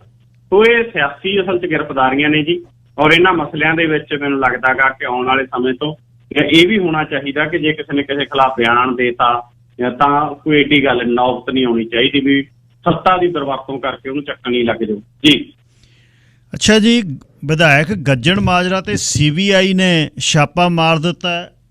ਉਧਰ ਦਿਦਾਰ ਸਿੰਘ ਪਟਵਾਰੀ ਦੇ ਪਰਿਵਾਰ ਦਾ ਦੋਸ਼ ਸੀ ਕਿ ਵਿਧਾਇਕ ਗੱਜਣ ਮਾਜਰਾ ਸਾਨੂੰ ਤੰਗ ਕਰ ਰਿਹਾ, ਤੇ ਪਿਛਲੇ ਦਿਨੀ ਪਟਵਾਰ ਦੇ ਯੂਨੀਅਨ ਦੇ ਪ੍ਰਧਾਨ ਨਾਲ ਵੀ ਮੈਂ ਗੱਲ ਕੀਤੀ ਸੀ। ਤੇ ਇਸ ਛਾਪੇ ਦੀ ਕੀ ਵਜ੍ਹਾ ਜੀ, ਤੇ ਕੀ ਹੋਇਆ? ਦੇਖੋ ਛਾਪੇ ਦੀ ਵਜ੍ਹਾ ਤਾਂ ਜਿਹੜੀ ਦੱਸੀ ਜਾਂਦੀ ਆ ਉਹ ਤਾਂ CBI ਨੇ ਦੱਸਦੇ ਨੇ ਕਿ 40 ਕਰੋੜ ਰੁਪਏ ਤੋਂ ਵੱਧ ਦਾ ਇੱਕ ਕਥਿਤ ਬੈਂਕ ਧੋਖਾਧੜੀ ਦਾ ਮਸਲਾ ਹੈਗਾ। ਉਸ ਸਬੰਧ ਦੇ ਵਿੱਚ ਹਲਕਾ ਅਮਰਗੜ੍ਹ ਦੇ ਵਿਧਾਇਕ ਜਿਹੜੇ ਆਮ ਆਦਮੀ ਪਾਰਟੀ ਦੇ ਲੀਡਰ ਨੇ ਪ੍ਰੋਫੈਸਰ ਜਸਵੰਤ ਸਿੰਘ ਗੱਜਣ ਮਾਜਰਾ, ਉਹਨਾਂ ਦੇ ਸੰਗਰੂਰ ਵਿਚਲੇ 3 ਟਿਕਾਣਿਆਂ ਤੇ ਛਾਪੇ ਮਾਰੇ ਦੱਸੇ ਗਏ ਨੇ। ਔਰ ਪਤਾ ਇਹ ਲੱਗਿਆ ਗਾ ਕਿ ਬੈਂਕ ਆਫ ਇੰਡੀਆ ਨਾਲ 40 ਕਰੋੜ 92 ਲੱਖ ਰੁਪਏ ਦਾ ਇੱਕ ਕਥਿਤ ਕਰਜ਼ੇ ਨਾਲ ਸੰਬੰਧਿਤ ਧੋਖਾਧੜੀ ਦਾ ਮਸਲਾ, ਉਹ 'ਚ FIR ਦਰਜ ਹੋਣ ਮਗਰੋਂ CBI ਨੇ ਇਹ ਸਾਰਾ ਘਟਨਾਕ੍ਰਮ ਕੀਤਾ। ਔਰ ਦੱਸਦੇ ਸੀਬੀਆਈ ਕੋਲੇ ਪੁਖਤਾ ਸਬੂਤ ਨੇ। ਸੀਬੀਆਈ ਕੋਲੇ ਵੱਖ-ਵੱਖ ਵਿਅਕਤੀਆਂ ਦੇ ਦਸਤਖਤਾਂ ਵਾਲੇ 94 ਖਾਲੀ ਚੈੱਕ, ਆਧਾਰ ਕਾਰਡ ਪ੍ਰਾਪਤ ਹੋਏ। ਫਿਰ ਸੀਬੀਆਈ ਨੇ ਮਤਲਬ ਜਿਹੜਾ ਗਾ ਉਹ ਸਾਰਾ ਗਰੁੱਪ ਆਫ ਕੰਪਨੀਜ਼ ਦੇ ਜਿਹੜੇ ਬੈਂਕ ਆਫ ਇੰਡੀਆ ਨਾਲ ਕਰੋੜਾਂ ਰੁਪਏ ਦੀ ਦੇਣਦਾਰੀ ਦੇ ਵਨ ਟਾਈਮ ਸੈਟਲਮੈਂਟ ਕੇਸ ਨਾਲ ਸੰਬੰਧਿਤ ਇਹ ਸਾਰੇ ਮਸਲੇ 'ਚ ਛਾਪੇਮਾਰੀ ਕੀਤੀ। ਪਰ ਗਿੱਲ ਸਾਹਿਬ ਇਹਦੇ 'ਚ ਹੁਣ ਸੀਬੀਆਈ ਨੂੰ ਬਹੁਤਾ ਕੁਝ ਨਹੀਂ ਕਰ ਸਕਦੀ, ਇਸੇ ਕਰਕੇ ਮਸਲਾ ਦਬ ਗਿਆ। ਕਰ ਕਿਉਂ ਨਹੀਂ ਸਕਦੀ? ਇਸ ਕਰਕੇ ਨਹੀਂ ਸਕਦੀ ਵੀ ਆਪਣੇ ਸਰੋਤਿਆਂ ਦੇ ਯਾਦ ਹੋਊਗਾ ਜਦੋਂ ਕੈਪਟਨ ਅਮਰਿੰਦਰ ਸਿੰਘ ਦੀ ਸਰਕਾਰ ਸੀ ਉਦੋਂ ਸੀਬੀਆਈ ਤੋਂ ਇਹ ਅਧਿਕਾਰ ਵਾਪਸ ਲੈ ਲਿਆ ਸੀ ਕਿ ਜਿੰਨਾ ਚਿਰ ਉਹਨੂੰ ਆਮ ਸਹਿਮਤੀ ਨਹੀਂ ਦਿੱਤੀ ਜਾਂਦੀ ਸੂਬਾ ਸਰਕਾਰ ਦੇ ਵੱਲੋਂ ਉਨਾ ਚਿਰ ਸੀਬੀਆਈ ਪੰਜਾਬ ਦੇ ਵਿੱਚ ਕੋਈ ਵੱਡੀ ਕਾਰਵਾਈ ਹੈ ਜਿਹੜੀ ਨਹੀਂ ਕਰ ਸਕਦੀ। ਔਰ ਬੈਂਕਾਂ ਦੇ ਨਾਲ ਕਈ ਮਸਲਿਆਂ ਦੇ ਵਿੱਚ ਕੇਸ ਨੇ ਜਿਹੜੇ ਬਕਾਇਆ ਪਏ ਨੇ, ਸਟੇਟ ਗੌਰਮੈਂਟ ਨੇ ਜਿਹੜਾ ਉਹ ਅਧਿਕਾਰ ਨਹੀਂ ਦਿੱਤਾ। ਸਭ ਤੋਂ ਪਹਿਲਾਂ ਕੀ ਹੋਇਆ ਸੀਗਾ, ਮਿਜ਼ੋਰਮ ਸੂਬਾ ਉਹਨੇ 17 ਜੁਲਾਈ 2015 ਨੂੰ ਸੀਬੀਆਈ ਨੂੰ ਕਹਿਤਾ ਸੀ ਵੀ ਸਾਡੇ ਸੂਬੇ 'ਚ ਸਾਡੀ ਸਹਿਮਤੀ ਤੋਂ ਬਿਨਾਂ ਨਾ ਆਇਓ, ਔਰ ਕੇਸਾਂ ਨਾਲ ਜਾਂਚ ਲਈ ਦਿੱਤੀ ਆਮ ਸਹਿਮਤੀ ਵਾਪਸ ਲੈ ਲਈ ਸੀ। ਉਦੋਂ ਬਾਅਦ ਪੱਛਮੀ ਬੰਗਾਲ ਨੇ 18 ਨਵੰਬਰ 2018 ਨੂੰ ਜਿਹੜੀ ਆਮ ਸਹਿਮਤੀ ਸੀਬੀਆਈ ਤੋਂ ਵਾਪਸ ਲੈ ਲਈ ਸੀ। ਫਿਰ ਉਦੋਂ ਬਾਅਦ ਇੱਕ ਲਹਿਰ ਹੀ ਚੱਲ ਪਈ ਸੀ। ਫਿਰ ਕੈਪਟਨ ਅਮਰਿੰਦਰ ਨੇ ਵੀ ਜਿਹੜੀ ਹੈ ਸੀਬੀਆਈ ਨੂੰ ਦਿੱਤੀ ਹੋਈ ਆਮ ਸਹਿਮਤੀ ਉਹ ਵਾਪਸ ਲੈ ਲਈ ਸੀ, ਔਰ ਅਜੇ ਤੱਕ ਉਹਨਾਂ ਨੂੰ ਸਹਿਮਤੀ ਨਹੀਂ ਦਿੱਤੀ। ਸੋ ਇਸ ਕਰਕੇ ਸੀਬੀਆਈ ਤਾਂ ਕੋਈ ਬਹੁਤਾ ਕੁਝ ਕਰ ਨਹੀਂ ਸਕਦੀ ਜਿੰਨਾ ਚਿਰ ਸਟੇਟ ਗੌਰਮੈਂਟ ਆ ਜਿਹੜੀ ਉਹ ਆਮ ਸਹਿਮਤੀ ਨਹੀਂ ਦਿੰਦੀ। ਸੋ ਲੱਗਦਾ ਨਹੀਂ ਹੈ ਕਿ ਪੰਜਾਬ ਦੀ ਭਗਵੰਤ ਮਾਨ ਸਰਕਾਰ ਆ ਜਿਹੜੀ ਉਹ ਪ੍ਰੋਫੈਸਰ ਗੱਜਣ ਮਾਜਰਾ ਦੇ ਕੇਸ ਦੇ ਵਿੱਚ ਸੀਬੀਆਈ ਨੂੰ ਆਮ ਸਹਿਮਤੀ ਦੇਊਗੀ। ਔਰ ਪਤਾ ਇਹ ਵੀ ਲੱਗਿਆ ਕਿ ਜਨਵਰੀ 2019 ਤੋਂ ਫਰਵਰੀ 2022 ਤੱਕ ਦੇ ਸਮੇਂ ਸੀਬੀਆਈ ਨੂੰ 27 ਪ੍ਰਵਾਨਗੀਆਂ ਦਿੱਤੀਆਂ ਗਈਆਂ, ਔਰ ਸੀਬੀਆਈ ਵੱਲੋਂ ਮੰਗੀਆਂ 16 ਪ੍ਰਵਾਨਗੀਆਂ ਹਜੇ ਪੰਜਾਬ ਸਰਕਾਰ ਕੋਲੇ ਬਕਾਇਆ ਪਈਆਂ ਨੇ। ਇਹਨਾਂ 16 ਚੋਂ 12 ਮਾਮਲੇ ਨੇ ਜਿਹੜੇ ਉਹ ਬੈਂਕਾਂ ਨਾਲ ਧੋਖਾਧੜੀ ਦੇ ਨੇ, ਤੇ ਇਹਦੇ 'ਚ ਆਮ ਸਹਿਮਤੀ ਨਹੀਂ ਮਿਲਣੀ। ਇਸ ਕਰਕੇ ਮਸਲਾ ਇੱਥੇ ਹੀ ਜਿਹੜਾ ਗਾ ਉਹ ਰੁਲ ਜਾਣਾ ਹੈਗਾ। ਪਰ ਗੱਜਣ ਮਾਜਰਾ ਦੇ ਛਾਪੇਮਾਰੀ ਹੈ ਜਿਹੜੀ ਉਹਨੂੰ ਬੱਗਾ ਦੇ ਕੇਸ ਨਾਲ ਜੋੜ ਕੇ ਬਹੁਤ ਸਾਰੇ ਸਿਆਸੀ ਮਾਹਰ ਦੇਖ ਰਹੇ ਨੇ ਕਿ ਇਹ ਇਧਰੋਂ ਵੀ ਬਾਂਹ ਮਰੋੜੀ ਹੈ ਜਿਹੜੀ ਸੀਬੀਆਈ ਵਾਲੇ ਪਾਸਿਓਂ ਹੋ ਸਕਦੀ ਹੈ। ਜੀ ਗਿੱਲ ਸਾਹਿਬ। ਅੱਛਾ, ਨਵਾਂ ਸ਼ਹਿਰ ਦੇ ਵਿਧਾਇਕ ਅੰਗਦ ਸੈਣੀ ਹੋਣੀ ਵਾਪਸ ਮੁੜਿਆ ਜੀ ਫਿਰ ਕਾਂਗਰਸ 'ਚ? ਵਾਪਸ ਮੁੜਿਆ ਜੀ, ਅੱਜ ਰਾਜੇ ਵੜਿੰਗ ਨੇ ਉਹਦੀ ਵਾਪਸੀ ਕਰਵਾਈ ਆ। ਦਰਅਸਲ ਇਹਦਾ ਤਾਂ ਗਿੱਲ ਸਾਹਿਬ ਨੂੰ ਬਹੁਤਾ ਕਸੂਰ ਵੀ ਨਹੀਂ ਸੀ, ਇਹਦੇ ਨਾਲ ਤਾਂ ਹੋਈ ਆ ਜੱਗੂ 13ਵੀਂ। ਦਰਅਸਲ ਹੋਇਆ ਇਹ ਵੀ ਇਹ ਅੰਗਦ ਸਿੰਘ ਸੈਣੀ ਕਾਂਗਰਸ ਦਾ ਐਮਐਲਏ ਸੀ ਪਿਛਲੀ ਟਰਮ। ਇਹਦਾ ਵਿਆਹ ਹੋ ਗਿਆ ਯੂਪੀ ਦੀ ਕਾਂਗਰਸ ਦੀ ਐਮਐਲਏ ਦਿੱਤੀ ਸਿੰਘ ਦੇ ਨਾਲ, ਔਰ ਉਹ ਵੀ ਕਾਂਗਰਸ ਦੀ ਐਮਐਲਏ ਸੀ ਜਿਹਦੇ ਨਾਲ ਇਹਦਾ ਵਿਆਹ ਹੋਇਆ। ਇਹਨਾਂ ਦਾ ਪਰਿਵਾਰ ਵੀ ਮਤਲਬ ਲਗਾਤਾਰ ਪੁਰਾਣਾ ਕਾਂਗਰਸੀ ਚੱਲਿਆ ਆਉਂਦਾ ਸੀ, ਔਰ ਇਹਦੀ ਪਤਨੀ ਪਿਛਲੇ ਸਮੇਂ ਵੋਟਾਂ ਵੇਲੇ ਕਰ ਗਈ ਬੀਜੇਪੀ ਜੁਆਇਨ। ਉਹ ਉੱਥੇ ਲੱਗੀ ਬੀਜੇਪੀ ਲਈ ਪ੍ਰਚਾਰ ਕਰਨਾ ਇਹਦੇ ਪਤਨੀ। ਤਾਂ ਇੱਥੇ ਕਾਂਗਰਸ ਹਟ ਗਈ, ਕਹਿੰਦੇ ਵੀ ਇਹਦੇ ਘਰ ਵਾਲੀ ਹੈ ਜਿਹੜੀ ਉਹ ਬੀਜੇਪੀ ਜੁਆਇਨ ਕਰ ਗਈ, ਉਹ ਤਾਂ ਯੂਪੀ 'ਚ ਆਪਣੇ ਖਿਲਾਫ ਮੁਹਿੰਮ ਚਲਾ ਰਹੀ ਹੈ ਬੀਜੇਪੀ ਦੀ, ਤੇ ਇੱਥੇ ਕਾਂਗਰਸ ਦੀ ਟਿਕਟ ਮੰਗਦਾ। ਇਹਦੇ 'ਚ ਕਾਂਗਰਸ ਹੋ ਗਈ ਗਿੱਲ ਸਾਹਿਬ ਦੋ ਥਾਂ। ਅੱਧੇ ਕਾਂਗਰਸੀ ਤਾਂ ਕਹਿੰਦੇ ਵੀ ਇਹਨੂੰ ਟਿਕਟ ਦਿਓ ਵੀ ਜਦੋਂ ਇਹ ਕਾਂਗਰਸ 'ਚ ਹੈ, ਅੱਧੇ ਕਹਿੰਦੇ ਵੀ ਜਦੋਂ ਇਹਦੀ ਪਤਨੀ ਬੀਜੇਪੀ 'ਚ ਹੈ ਆਪਾਂ ਨੂੰ ਨੁਕਸਾਨ ਹੋਊ, ਯੂਪੀ 'ਚ ਵੀ ਹੋਊ, ਪੰਜਾਬ 'ਚ ਤਾਂ ਹੋਣਾ ਹੀ ਹੋਣਾ। ਉੱਥੇ ਵੀ ਲੋਕ ਕਹਿਣਗੇ ਵੀ ਆਹ ਦੇਖੋ ਪਤਨੀ ਬੀਜੇਪੀ 'ਚ ਬਾਕੀ ਇਹਨੂੰ ਕਾਂਗਰਸ ਟਿਕਟ ਦੇਈ ਫਿਰਦੀ ਆ। ਔਰ ਫਿਰ ਇਹਨੇ ਜਦੋਂ ਇਹਦੀ ਲਾਸਟ ਦੇ ਉੱਤੇ ਆ ਗਏ, ਕਿਉਂਕਿ ਇਹਦੀ ਟਿਕਟ ਅਖੀਰ ਤੇ ਕੱਟੀ ਗਈ, ਫਿਰ ਇਹਨੇ ਕਿਹਾ, ਇਹ ਕਹਿੰਦਾ ਵੀ ਦੇਖੋ ਮੇਰੀ ਪਤਨੀ ਦੇ ਨਾਲ ਮੇਰੇ ਉਵੇਂ ਦੇ ਸੰਬੰਧ ਨਹੀਂ ਹੈਗੇ। ਇਹਨੂੰ ਕਹਿੰਦੇ ਤੂੰ ਬਿਆਨ ਦੇ, ਕਾਂਗਰਸੀ ਹਾਈ ਕਮਾਂਡ ਕਹਿੰਦੀ ਆਪਣੀ ਪਤਨੀ ਦੇ ਮਸਲੇ ਦੇ ਉੱਤੇ, ਫਿਰ ਤੈਨੂੰ ਟਿਕਟ ਦੇ ਦਿਆਂਗੇ। ਇਹ ਕਹਿੰਦਾ ਵੀ ਨਹੀਂ ਮੈਂ ਏਦਾਂ ਦਾ ਬਿਆਨ ਨਹੀਂ ਦੇਣਾ। ਫਿਰ ਇਹਦੀ ਟਿਕਟ ਕੱਟਦੀ ਹੈ, ਇਹਨੇ ਆਜ਼ਾਦ ਚੋਣ ਲੜੀ। ਤਾਂ ਹੁਣ ਇਹਨੂੰ ਦੁਬਾਰੇ ਕਾਂਗਰਸ ਦੇ ਵਿੱਚ ਸ਼ਾਮਲ ਕੀਤਾ ਗਿਆ ਜੀ, ਔਰ ਹੁਣ ਪਤਾ ਨਹੀਂ ਵੀ ਕਾਂਗਰਸ ਦੇ ਵਿੱਚ ਤਾਂ ਇਹਨੂੰ ਸ਼ਾਮਲ ਕਰ ਲਿਆ। ਇਹਦਾ ਪਰਿਵਾਰ ਅੱਜ ਕੱਲ੍ਹ ਕਿਸ ਤਰੀਕੇ ਦੇ ਨਾਲ ਸੋਚਦਾ। ਇਹਦੀ ਪਤਨੀ ਤਾਂ ਮੈਨੂੰ ਲੱਗਦਾ ਯੂਪੀ ਦੇ ਵਿੱਚ ਬੀਜੇਪੀ ਦੇ ਲਈ ਨਾਲ ਹੀ ਚੱਲ ਰਹੀ ਹੈ ਅਜੇ ਤੱਕ, ਤੋ ਇਹਨੂੰ ਕਾਂਗਰਸ 'ਚ ਸ਼ਾਮਲ ਕਰਨਾ ਹੁਣ ਇਹ ਰਾਜੇ ਵੜਿੰਗ ਹੋਰਾਂ ਦੀ ਪਹਿਲ ਵੀ ਹੋ ਸਕਦੀ ਆ, ਤੇ ਇਹ ਵੀ ਹੋ ਸਕਦਾ ਕਿ ਕਾਂਗਰਸ ਨੂੰ ਨੇੜ ਭਵਿੱਖ ਦੇ ਵਿੱਚ ਇਸ ਮਸਲੇ ਦਾ ਨੁਕਸਾਨ ਵੀ ਹੋ ਜੇ। ਜੀ, ਫਲੌਰ ਦੀ ਅਦਾਲਤ ਦੇ ਵਿੱਚ ਜਿਹੜਾ ਪੇਸ਼ੀ ਤੇ ਆਇਆ ਉਹ ਰਿਵਾਲਵਰ ਲੈ ਗਿਆ ਜੀ ਅੰਦਰ। ਜੀ ਗਿੱਲ ਸਾਹਿਬ, ਉਹਨੇ ਤਾਂ ਜਾ ਕੇ ਫਿਲਮੀ ਡਾਇਲੌਗ ਪੜ੍ਹਿਆ। ਉਹਨੇ ਗਿੱਲ ਸਾਹਿਬ ਮਸਲਾ ਕੀ ਸੀ, ਚੋਰੀ ਦੇ ਮਸਲੇ 'ਚ ਮੁੰਡਾ 3 ਕੇਸ ਚੱਲਦੇ ਇਹਦੇ ਤੇ ਚੋਰੀ ਦੇ, ਔਰ ਇੱਕ ਕੇਸ 'ਚ ਅੱਜ ਅਦਾਲਤ ਦੇ ਵਿੱਚ ਆਇਆ, ਇਹਦੇ ਹੱਥ 'ਚ ਪਿਸਤੌਲ, ਔਰ ਆ ਕੇ ਗਿੱਲ ਸਾਹਿਬ ਇਹ ਕਹਿੰਦਾ ਜੱਜ ਸਾਹਿਬ ਮੈਂ ਸਿਰ ਤੇ ਕਫਨ ਬੰਨ੍ਹ ਕੇ ਆਇਆ, ਫੈਸਲਾ ਕਰੋ ਨਹੀਂ ਤਾਂ ਗੋਲੀ ਮਾਰ ਦਿਆਂਗਾ। ਜਦੋਂ ਇਹਨੇ ਜੱਜ ਸਾਹਿਬ ਦੇ ਮੂਹਰੇ ਖੜ ਕੇ ਐਂ ਕਿਹਾ, ਇਤਫਾਕ ਇਹ ਹੋਇਆ ਵੀ ਜੱਜ ਸਾਹਿਬ ਦੇ ਦੋਨੇ ਸਿਕਿਉਰਿਟੀ ਗਾਰਡ ਅੱਜ ਛੁੱਟੀ ਤੇ ਸੀ। ਔਰ ਉੱਥੇ ਹੱਥਾਂ ਪੈਰਾਂ ਦੀ ਪੈ ਗਈ। ਉਹਦਾ ਗਿੱਲ ਸਾਹਿਬ ਗੱਲ ਇਹ ਹੋਈ ਵੀ ਉਹ ਖਿਡੌਣਾ ਨਿਕਲਿਆ ਪਿਸਤੌਲ। ਅੱਛਾ। ਉਹਦਾ 150 ਦਾ ਖਰੀਦ ਕੇ ਲਗਿਆ ਸੀ ਇਹ, ਪਰ ਉਹ 150 ਵਾਲੇ ਨਾਲ ਹੀ ਇਹਨੇ ਉੱਥੇ ਹੱਥਾਂ ਪੈਰਾਂ ਦੀ ਪਾਤੀ ਸਭ ਨੂੰ, ਔਰ ਹਾਹਾਕਾਰ ਮਚ ਗਈ। ਔਰ ਇਹ ਮੁੰਡੇ ਨੇ ਉਸ ਤੋਂ ਬਾਅਦ ਜਿਹੜੀ ਗੱਲ ਕਹੀ, ਇਹ ਕਹਿੰਦਾ ਦੇਖੋ ਜੀ ਮੈਂ ਜਿਹੜਾ ਪਿਸਤੌਲ ਲੈ ਕੇ ਆਇਆ, ਜੋ ਮੈਂ ਤੁਹਾਡੇ ਸਾਹਮਣੇ ਗੱਲ ਰੱਖਣੀ ਚਾਹੁੰਦਾ, 3 ਕੇਸ ਚੱਲਦੇ ਨੇ ਕਹਿੰਦਾ ਮੇਰੇ ਤੇ ਚੋਰੀ ਦੇ। ਕੇਸ ਕਿਸੇ ਤਣ ਪੱਤਣ ਲੱਗਦੇ ਨਹੀਂ, ਹਰੇਕ ਪੇਸ਼ੀ ਦੇ ਉੱਤੇ ਆ ਕੇ ਕਹਿੰਦਾ ਮੇਰੇ ਤੋਂ ਇੱਥੇ ਰਿਸ਼ਵਤ ਮੰਗੀ ਜਾਂਦੀ ਆ ਆਸ-ਪਾਸ ਵਾਲੇ ਜਿਹੜੇ, ਹਰੇਕ ਕਹਿੰਦਾ ਇੱਧਰ ਝਾੜ ਹੱਥ ਇੱਧਰ ਝਾੜ ਹੱਥ। ਉਹ ਕਹਿੰਦਾ ਤਣ ਪੱਤਣ ਕਿਸੇ ਲੱਗਦੇ ਨਹੀਂ, ਮੈਂ ਭਿਆਕਿਆ। ਤਾਂ ਉਹਦੇ ਚੋਂ ਕਹਿੰਦਾ ਮੈਂ ਇਹ ਸਟੈਪ ਆ ਜਿਹੜਾ ਚੱਕਿਆ ਗਾ। ਪਰ ਫਲੌਰ ਅਦਾਲਤ ਦੇ ਵਿੱਚ ਅੱਜ 150 ਦੇ ਪਿਸਤੌਲ ਨਾਲ ਇਹਨੇ ਹੱਥਾਂ ਪੈਰਾਂ ਦੀ ਪਾਤੀ ਜੀ ਸਭ ਨੂੰ। ਔਰ ਉਸ ਤੋਂ ਬਾਅਦ ਇਹ ਮਸਲਾ ਵੀ ਚੱਲਿਆ ਕਿ ਜੱਜ ਸਾਹਿਬ ਦੀ ਸੁਰੱਖਿਆ ਮੁਲਾਜ਼ਮ ਕੋਈ ਕਿਉਂ ਨਹੀਂ ਸੀ, ਡਿਊਟੀ ਵਾਲੇ ਸੁਰੱਖਿਆ ਮੁਲਾਜ਼ਮ ਕਿੱਥੇ ਸੀ। ਔਰ ਇਹ ਮੁੰਡਾ ਜੇ ਅੱਜ ਖਿਡੌਣਾ ਪਿਸਤੌਲ ਲੈ ਕੇ ਜਾ ਕੇ ਐ ਡਾਇਲੌਗ ਬੋਲ ਗਿਆ ਤਾਂ ਕੱਲ੍ਹ ਨੂੰ ਕੋਈ ਸੱਚੀ ਮੁੱਚੀ ਦੀ ਲਿਆ ਕੇ ਬੋਲ ਸਕਦਾ। ਸੋ ਇਸ ਕਰਕੇ ਮਸਲਾ ਕਾਫੀ ਚਰਚਾ ਦਾ ਵਿਸ਼ਾ ਬਣਿਆ ਹੋਇਆ ਜੀ। ਗੱਲ ਤਾਂ ਅਖੀਰ ਦੇ ਵਿੱਚ ਇਹ ਦੱਸਿਓ ਜੀ, ਸ਼ਾਹੀਨ ਬਾਗ ਦੇ ਵਿੱਚ ਬੁਲਡੋਜ਼ਰ ਜਿਹੜੇ ਚੱਲ ਰਹੇ ਨੇ ਉਹ ਕਿੱਥੇ ਚੱਲਣ ਲੱਗੇ? ਦੇਖੋ ਇਹ ਮਸਲਾ ਬੜਾ ਗੰਭੀਰ ਹੈ ਜੀ। ਕਈ ਥਾਵਾਂ ਤੇ ਬੁਲਡੋਜ਼ਰ ਚੱਲ ਰਹੇ ਨੇ। ਸ਼ਹੀਨ ਬਾਗ ਚਰਚਾ ਦਾ ਵਿਸ਼ਾ ਬਣਿਆ ਸੀ। ਨਾਗਰਿਕਤਾ ਸੋਧ ਕਾਨੂੰਨ CAA ਦੇ ਖਿਲਾਫ ਇੱਕ ਮੁਸਲਿਮ ਭਾਈਚਾਰੇ ਦੇ ਅੰਦੋਲਨ ਨੂੰ ਲੈ ਕੇ ਸ਼ਹੀਨ ਬਾਗ ਦੇ ਵਿੱਚ ਜਿਹੜਾ CAA ਖਿਲਾਫ ਮੋਰਚਾ ਲੱਗਿਆ, ਉਹ 'ਚ ਬਹੁਤ ਸਾਰੀਆਂ ਮੁਸਲਿਮ ਔਰਤਾਂ ਚਰਚਾ ਦਾ ਵਿਸ਼ਾ ਬਣੀਆਂ। ਤੇ ਪਿਛਲੇ ਦਿਨਾਂ ਤੋਂ ਹੀ ਚਰਚਾ ਚੱਲ ਰਹੀ ਆ ਕਿ ਧਾਰਮਿਕ ਘੱਟ ਗਿਣਤੀ ਨਾਲ ਸੰਬੰਧਿਤ ਬਹੁਤ ਸਾਰੇ ਲੋਕਾਂ ਦੇ ਕਾਰੋਬਾਰ ਦੇ ਉੱਤੇ ਬੁਲਡੋਜ਼ਰ ਚਲਾਏ ਜਾ ਰਹੇ ਨੇ। ਮਸਲਾ ਅਦਾਲਤ 'ਚ ਵੀ ਗਿਆ ਸੀ।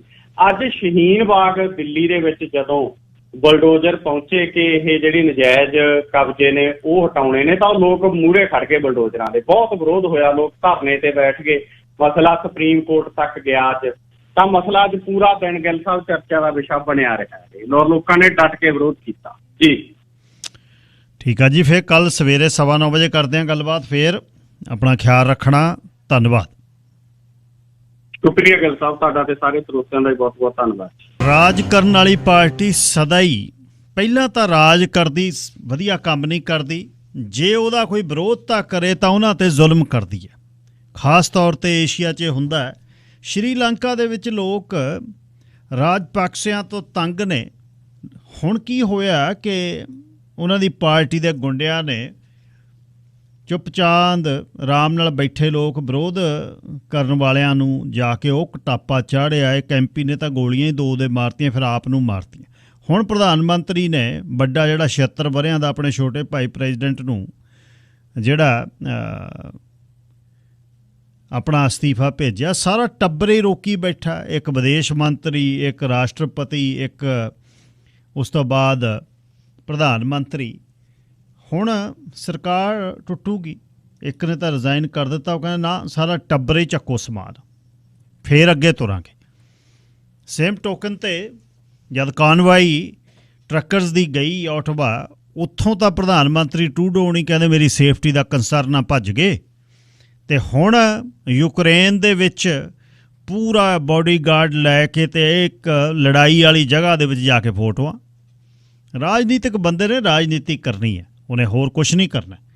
ਯੂਕਰੇਨੀਅਨ ਵੋਟਾਂ, ਆਉਣ ਵਾਲੀ ਸਰਕਾਰ ਅਤੇ ਉਸ ਤੋਂ ਬਾਅਦ ਕਾਨਵਾਈ ਦੇ ਅਗੇਂਸਟ ਪੂਰਾ ਜਿਹੜਾ ਪੈਂਤੜਾ ਲਿਆ ਹੋਇਆ, ਜਿਹੜਾ ਕੰਸਰਵੇਟਿਵ ਲੀਡਰਸ਼ਿਪ ਦਾ ਇੱਕ ਕੈਂਡੀਡੇਟ ਪੋਲੀਐਵ ਨੇ, ਉਸ ਦੀ ਲੋਕਪ੍ਰਿਯਤਾ ਵੱਧ ਰਹੀ ਹੈ। ਅਤੇ ਵੀ ਕਿਉਂ ਤੁਸੀਂ ਕਿਵੇਂ ਕੰਟਰੋਲ ਕਰੋ ਕਿਸੇ ਨੂੰ, ਕਿਸੇ ਦੀ ਮਰਜ਼ੀ ਆ ਨਹੀਂ ਮੈਂ ਅਸੀਂ ਲਵਾਉਣੀ ਚਾਹੁੰਦੇ ਜਿਹੜੀ ਹੈ ਵੈਕਸੀਨ। ਅਤੇ ਵੈਕਸੀਨ ਨੇ ਕੀ ਕਰਨਾ ਉਹ ਤਾਂ ਸਮਾਂ ਦੱਸੂਗਾ ਆ ਕੇ ਹਾਲੇ ਵੀ ਕੀ ਹੋਣਾ ਅੱਗੇ। ਯੂਕਰੇਨ ਦੇ ਵਿੱਚ ਜਾ ਕੇ ਫੋਟੋਆਂ ਖਿੱਚੀਆਂ ਜਾ ਰਹੀਆਂ ਨੇ ਪੂਰਾ ਆਮਲਾ ਫੈਲਾ ਨਾਲ, ਅਤੇ ਆਪਣੇ ਜਦ ਦੇਸ਼ ਦੇ ਲੋਕ ਓਟਵਾ ਪਹੁੰਚਣ ਤਾਂ ਫਿਰ ਪ੍ਰਧਾਨ ਮੰਤਰੀ ਨੂੰ ਉਹਨਾਂ ਤੋਂ ਡਰ ਲੱਗਦਾ। ਸੋ ਰਾਜਨੀਤੀ ਹੈ, ਜੀ ਤੋਂ ਸਮਾਂ ਜਿਹਨੂੰ ਮਿਲਦਾ ਹੈ ਉਹ ਇਸ ਨੂੰ ਕਰਦਾ।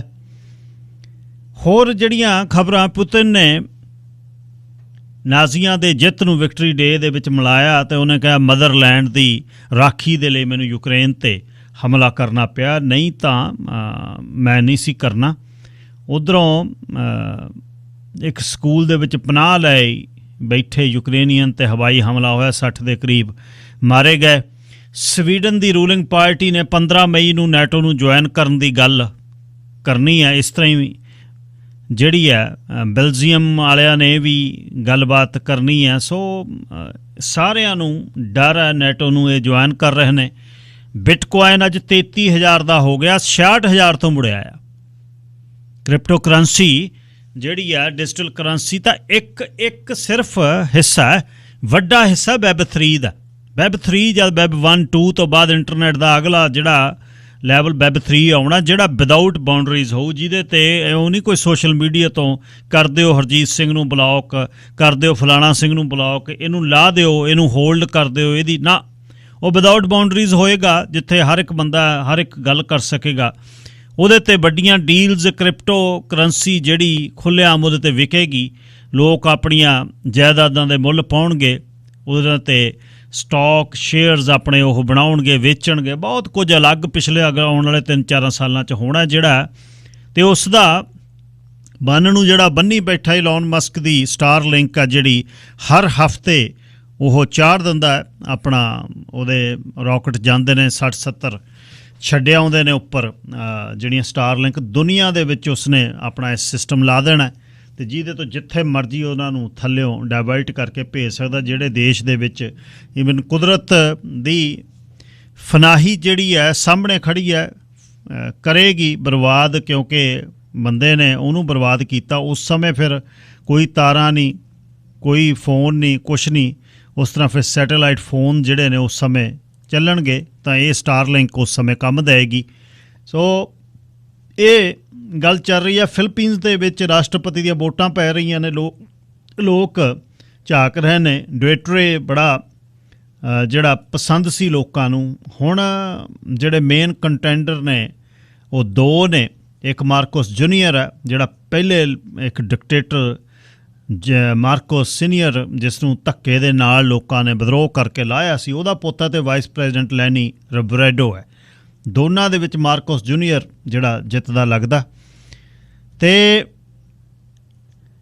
ਬਾਕੀ ਜਰਮਨੀ ਦੀ ਪੋਜੀਸ਼ਨ ਯੂਕਰੇਨ ਦੇ ਜਿਹੜੀ ਖਿਲਾਫ ਹੈ ਉਹ ਪੂਰੀ ਕਲੀਅਰ ਨਹੀਂ ਹੈ ਹਾਲੇ, ਵਿੱਚ ਵਿਚਾਲੇ ਦੀ ਗੱਲ ਚੱਲਦੀ ਹੈ, ਕਿਉਂਕਿ ਜਿਹੜਾ ਯੂਰਪ ਹੈ ਬਹੁਤ ਡਿਪੈਂਡੈਂਟ ਆ ਆਇਲ ਅਤੇ ਗੈਸ 'ਤੇ। ਇਹਨਾਂ ਦਿਨਾਂ ਦੇ ਵਿੱਚ ਰੋਲ ਘਚੋਲੇ ਦੇ ਵਿੱਚ ਰਿਲਾਇੰਸ ਵਾਲੇ ਅੰਬਾਨੀ ਨੇ ਬੜਾ ਕਰੂਡ ਆਇਲ ਖਰੀਦਿਆ ਇੱਥੋਂ ਰੂਸ ਤੋਂ, ਆਪਣੀ ਰਿਫਾਈਨਰੀ ਦੇ ਵਿੱਚੋਂ ਸਾਫ਼ ਕਰਕੇ ਉਹ ਪੈਸੇ ਬਣਾ ਰਿਹਾ। ਸੂਰਤ ਦੇ ਵਿੱਚ ਜਿੱਥੇ ਹੀਰੇ ਘੜੇ ਜਾਂਦੇ ਨੇ, ਹੀਰੇ ਪੋਲਿਸ਼ ਹੁੰਦੇ ਨੇ, ਸਭ ਤੋਂ ਵੱਧ ਹੀਰੇ ਰੂਸ ਦੇ ਵਿੱਚੋਂ ਉੱਥੇ ਇੰਪੋਰਟ ਹੁੰਦੇ ਨੇ। ਉਹਨਾਂ 'ਤੇ ਵੀ ਐਮਬਾਰਗੋ ਲੱਗਣ ਦੀ ਗੱਲਬਾਤ ਚੱਲ ਰਹੀ ਹੈ ਕਿ ਉਹ ਸੂਰਤ ਦੇ ਵਿੱਚ ਰੂਸ ਦੇ ਜਿਹੜੇ ਹੀਰੇ ਜਾ ਕੇ ਘੜੇ ਜਾਂਦੇ ਨੇ, ਜਿਹੜੇ ਪੋਲਿਸ਼ ਕੀਤੇ ਜਾਂਦੇ ਨੇ, ਉਹ ਅੰਤਰਰਾਸ਼ਟਰੀ ਮਾਰਕੀਟ 'ਚ ਨਹੀਂ ਵਿਕਣਗੇ। ਅਮਰੀਕਾ ਉੱਧਰ ਵੀ ਨਿਗਾਹ ਲਾਈ ਬੈਠਾ। ਕਹਿੰਦੇ ਬਿਆਸ ਦਰਿਆ ਦੇ ਕੰਢੇ ਢਿਲਵਾਂ ਦੇ ਜੰਗਲਾਂ 'ਚ ਕੁਝ ਸਿੰਘਾਂ ਨਾਲ ਨਾ ਬਾਘ ਸਿੰਘ ਹੱਲੋਵਾਲੀਆ, ਜਿਹੜੇ ਸਤਿਕਾਰਯੋਗ ਮਾਮਾ ਜੀ ਸਨ ਸਰਦਾਰ ਜੱਸਾ ਸਿੰਘ ਆਹਲੂਵਾਲੀਆ ਜੀ ਤੇ ਖਿਆਲਾ ਸਿੰਘ ਕੰਗ ਟਿਕੇ ਹੋਏ ਸੀ। ਕਿਸੇ ਨੇ ਦੱਸਿਆ ਸੀ ਵੀ ਕੁਤਬਦੀਨ ਨੇ ਆਉਣਾ ਇੱਥੇ। ਕੁਤਬਦੀਨ ਜ਼ਿੰਮੇਵਾਰ ਸੀ ਕਰਤਾਰਪੁਰ ਦੇ ਵਿੱਚ ਗੁਰਦੁਆਰਾ ਸਾਹਿਬ ਦੇ ਵਿੱਚ ਬੇਹੁਰਮਤੀ ਕਰਨ ਵਾਲੇ, ਅਤੇ ਉਹਦਾ ਬੜਾ ਜ਼ੋਰ ਸੀ ਕੁਤਬਦੀਨ ਦਾ।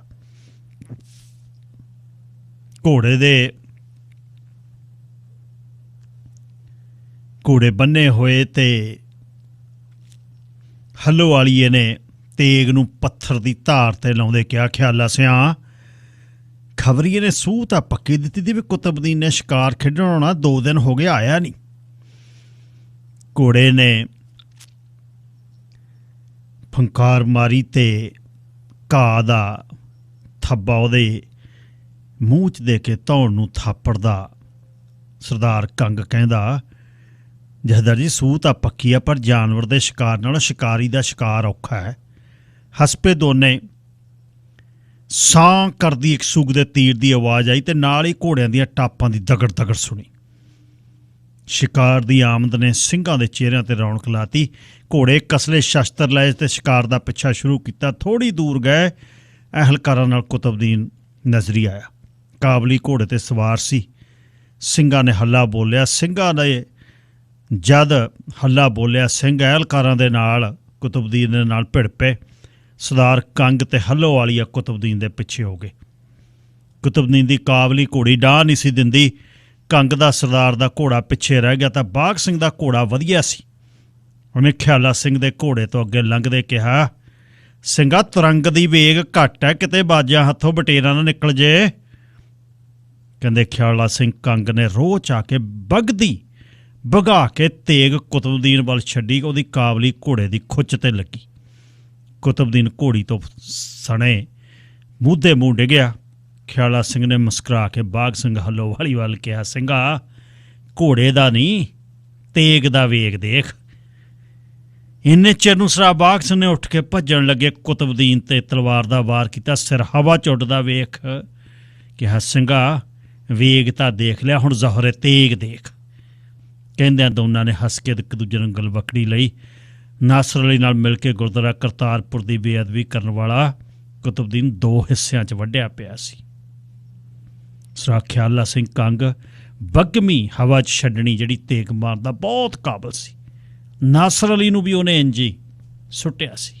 ਪੰਜਾਬ ਦੇ ਵਿੱਚੋਂ ਬ੍ਰੇਕਿੰਗ ਨਿਊਜ਼ ਆ ਰਹੀ ਹੈ ਜੀ। ਮੋਹਾਲੀ ਦੇ ਵਿੱਚ ਪੰਜਾਬ ਪੁਲਿਸ ਦਾ ਇੰਟੈਲੀਜੈਂਸ ਵਿੰਗ ਹੈ ਜਿਹੜੀ, ਉਹਦੀ ਬਿਲਡਿੰਗ ਦੇ ਤੀਸਰੀ ਮੰਜ਼ਲ 'ਤੇ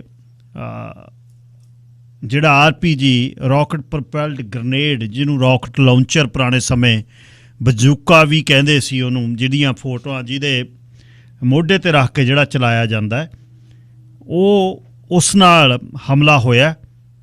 ਅਗਲੀਆਂ ਖਬਰਾਂ ਦੀ ਉਡੀਕ ਹੈ। ਸੋ ਇਹ ਹੁਣੇ ਹੀ ਬ੍ਰੇਕਿੰਗ ਨਿਊਜ਼ ਆਈ ਹੈ ਵੀ ਇੰਟੈਲੀਜੈਂਸ ਵਿੰਗ ਜਿਹੜਾ ਉਹਦੇ 3rd ਫਲੋਰ ਦੇ ਉੱਪਰ ਜਿਹੜਾ ਹਮਲਾ ਹੋਇਆ। RPG ਜਿਹੜਾ ਮੋਢੇ 'ਤੇ ਰੱਖ ਕੇ ਚਲਾਇਆ ਜਾਂਦਾ, ਜਿਹਦੇ ਮੂਹਰੇ ਗ੍ਰਨੇਡ ਲੱਗਦਾ ਅਤੇ ਪਿੱਛੋਂ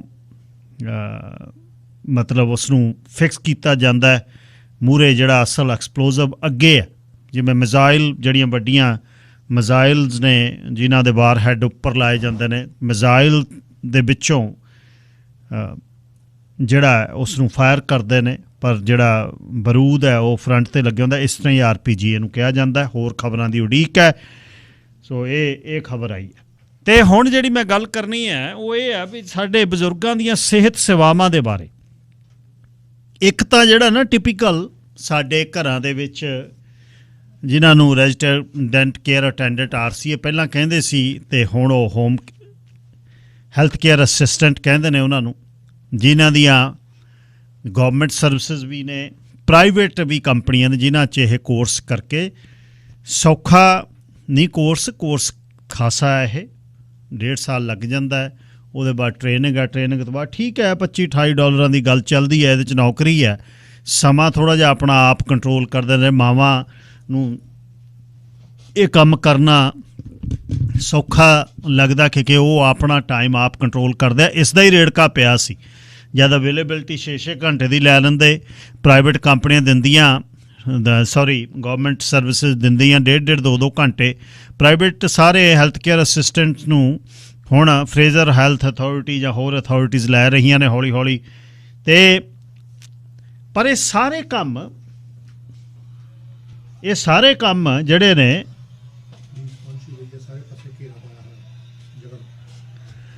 ਸੋ ਇਹ ਸਾਰੇ ਕੰਮ ਜਿਹੜੇ ਨੇ ਉਹ ਇੱਕ ਤਾਂ ਹੁੰਦੀ ਹੈ ਜਦ ਆਪਾਂ ਘਰਾਂ 'ਚ ਬੈਠ ਕੇ ਦੋਸਤਾਂ ਮਿੱਤਰਾਂ 'ਚ ਬੈਠ ਕੇ ਗੱਲ ਕਰਦੇ। ਉਹ ਤੈਨੂੰ ਪਤਾ ਲੱਗਿਆ ਜਿਹੜਾ ਹੈ ਲੌਂਗ ਸ਼ੋਰ ਵਾਲੇ ਨੇ ਉਹ $60 ਘੰਟੇ ਦੇ ਲੈਂਦੇ ਨੇ। ਅੱਛਾ ਦਵਾ ਐਪਲੀਕੇਸ਼ਨ, ਫਿਰ ਉਹ ਕਹਿੰਦਾ $60,000 ਲੱਗੂ। ਕਹਿੰਦਾ ਲਿਆ ਤੂੰ ਦੇ 60,000 ਤਾਂ ਪਹਿਲੇ ਸਾਲ ਪੂਰਾ ਹੋ ਜਾਣਾ।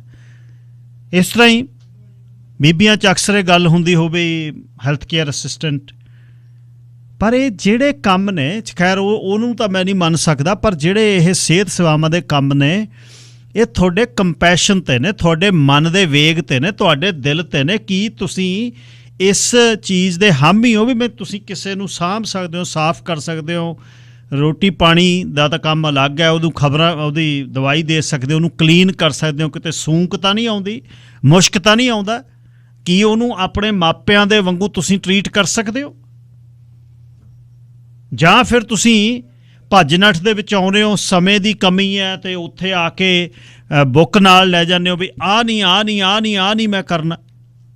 ਇੱਕ ਇਹ ਪੱਖ ਹੈ। ਦੂਜਾ ਪੱਖ ਇਹ ਹੈ ਜਿਨ੍ਹਾਂ ਦੀ ਸੇਵਾ ਹੋਣੀ ਹੈ, ਜਿਨ੍ਹਾਂ ਦੀ ਸੇਵਾਵਾਂ ਦੇਣ ਜਾਣੀ ਆ, ਉਹ ਵੀ ਹਰ ਇੱਕ ਚੀਜ਼ ਨਹੀਂ ਪੁੱਛ ਸਕਦੇ। ਬਾਪੂ ਜੀ ਦਾ ਤੇਰਾ ਠੀਕ ਆ ਭਾਈ, ਆ 2 ਰੋਟੀਆਂ ਲਾ ਦੇ, ਬੇਬੇ ਪਰਲੇ ਪਾਸੇ ਬੈਠੀ ਕਹਿੰਦੀ ਹੈ। ਪਹਿਲੀ ਤਾਂ ਗੱਲ, ਸੰਯੁਕਤ ਪਰਿਵਾਰ ਦੇ ਵਿੱਚ ਇਸ ਨੂੰ ਤੁਸੀਂ ਇਸ ਵਾਲੇ ਪਾਸੇ ਹੀ ਨਹੀਂ ਤੁਸੀਂ ਜਾ ਸਕਦੇ। ਸੰਯੁਕਤ ਪਰਿਵਾਰ ਦਾ ਮਤਲਬ ਮਾਪੇ ਤੁਹਾਡੇ ਨਾਲ ਰਹਿੰਦੇ ਨੇ, ਇਕੱਲੇ ਨਹੀਂ ਰਹਿੰਦੇ। ਉਹਨਾਂ ਦੀ ਸੇਵਾ ਸੰਭਾਲ ਤੁਹਾਡਾ ਕਰਨਾ ਫਰਜ਼ ਹੈ। ਬਹੁਤ ਮਾਪੇ ਨੇ ਜਿਨ੍ਹਾਂ ਨੂੰ ਇਹ ਗੱਲ ਦਾ ਡਰ ਹੈ ਵੀ ਯਾਰ ਮੈਨੂੰ ਕਿਤੇ ਤੁਸੀਂ ਲੌਂਗ ਟਰਮ ਕੇਅਰ ਫੈਸਿਲਿਟੀ 'ਚ ਨਾ ਪਾਇਓ, ਮੈਂ ਉੱਥੇ ਜਾ ਕੇ ਔਖਾ ਹੋ ਜੂ, ਨਾ ਸਾਨੂੰ ਗੱਲ ਆਵੇ ਨਾ ਬਾਤ ਆਵੇ, ਕੀ ਕਰੂੰ। ਆਪਣੇ ਕੋਲ ਜਿਹੜੀਆਂ ਸਾਡੀਆਂ ਸਿਹਤ ਸੇਵਾਵਾਂ ਨੇ, ਜਿੱਥੇ ਜਿਹੜੀਆਂ ਸਾਡੀਆਂ, ਉਹ ਕੋਈ ਚੈਰਿਟੀ ਨਹੀਂ ਹੈ। ਇਹਨੂੰ ਵੀ ਪਲੀਜ਼ ਅੰਡਰਸਟੈਂਡ ਕਰਿਓ। ਜਿਵੇਂ ਕੁਛ ਆਪਣੀਆਂ ਬਣੀਆਂ ਹੋਈਆਂ ਨੇ ਸੰਸਥਾਵਾਂ ਵੀ ਉੱਥੇ ਸਾਡੇ ਬਜ਼ੁਰਗਾਂ ਨੂੰ ਦੇਖੋ ਜੀ, ਉਹਨਾਂ ਦੀ ਬੋਲੀ, ਉਹਨਾਂ ਦੀ ਰੋਟੀ ਪਾਣੀ ਦਾਲ ਸਬਜ਼ੀ, ਪਰ ਉਹ ਚੈਰਿਟੀ ਨਹੀਂ ਹੈ, ਖਰਾਇਤੀ ਸੰਸਥਾ ਨਹੀਂ ਹੈ।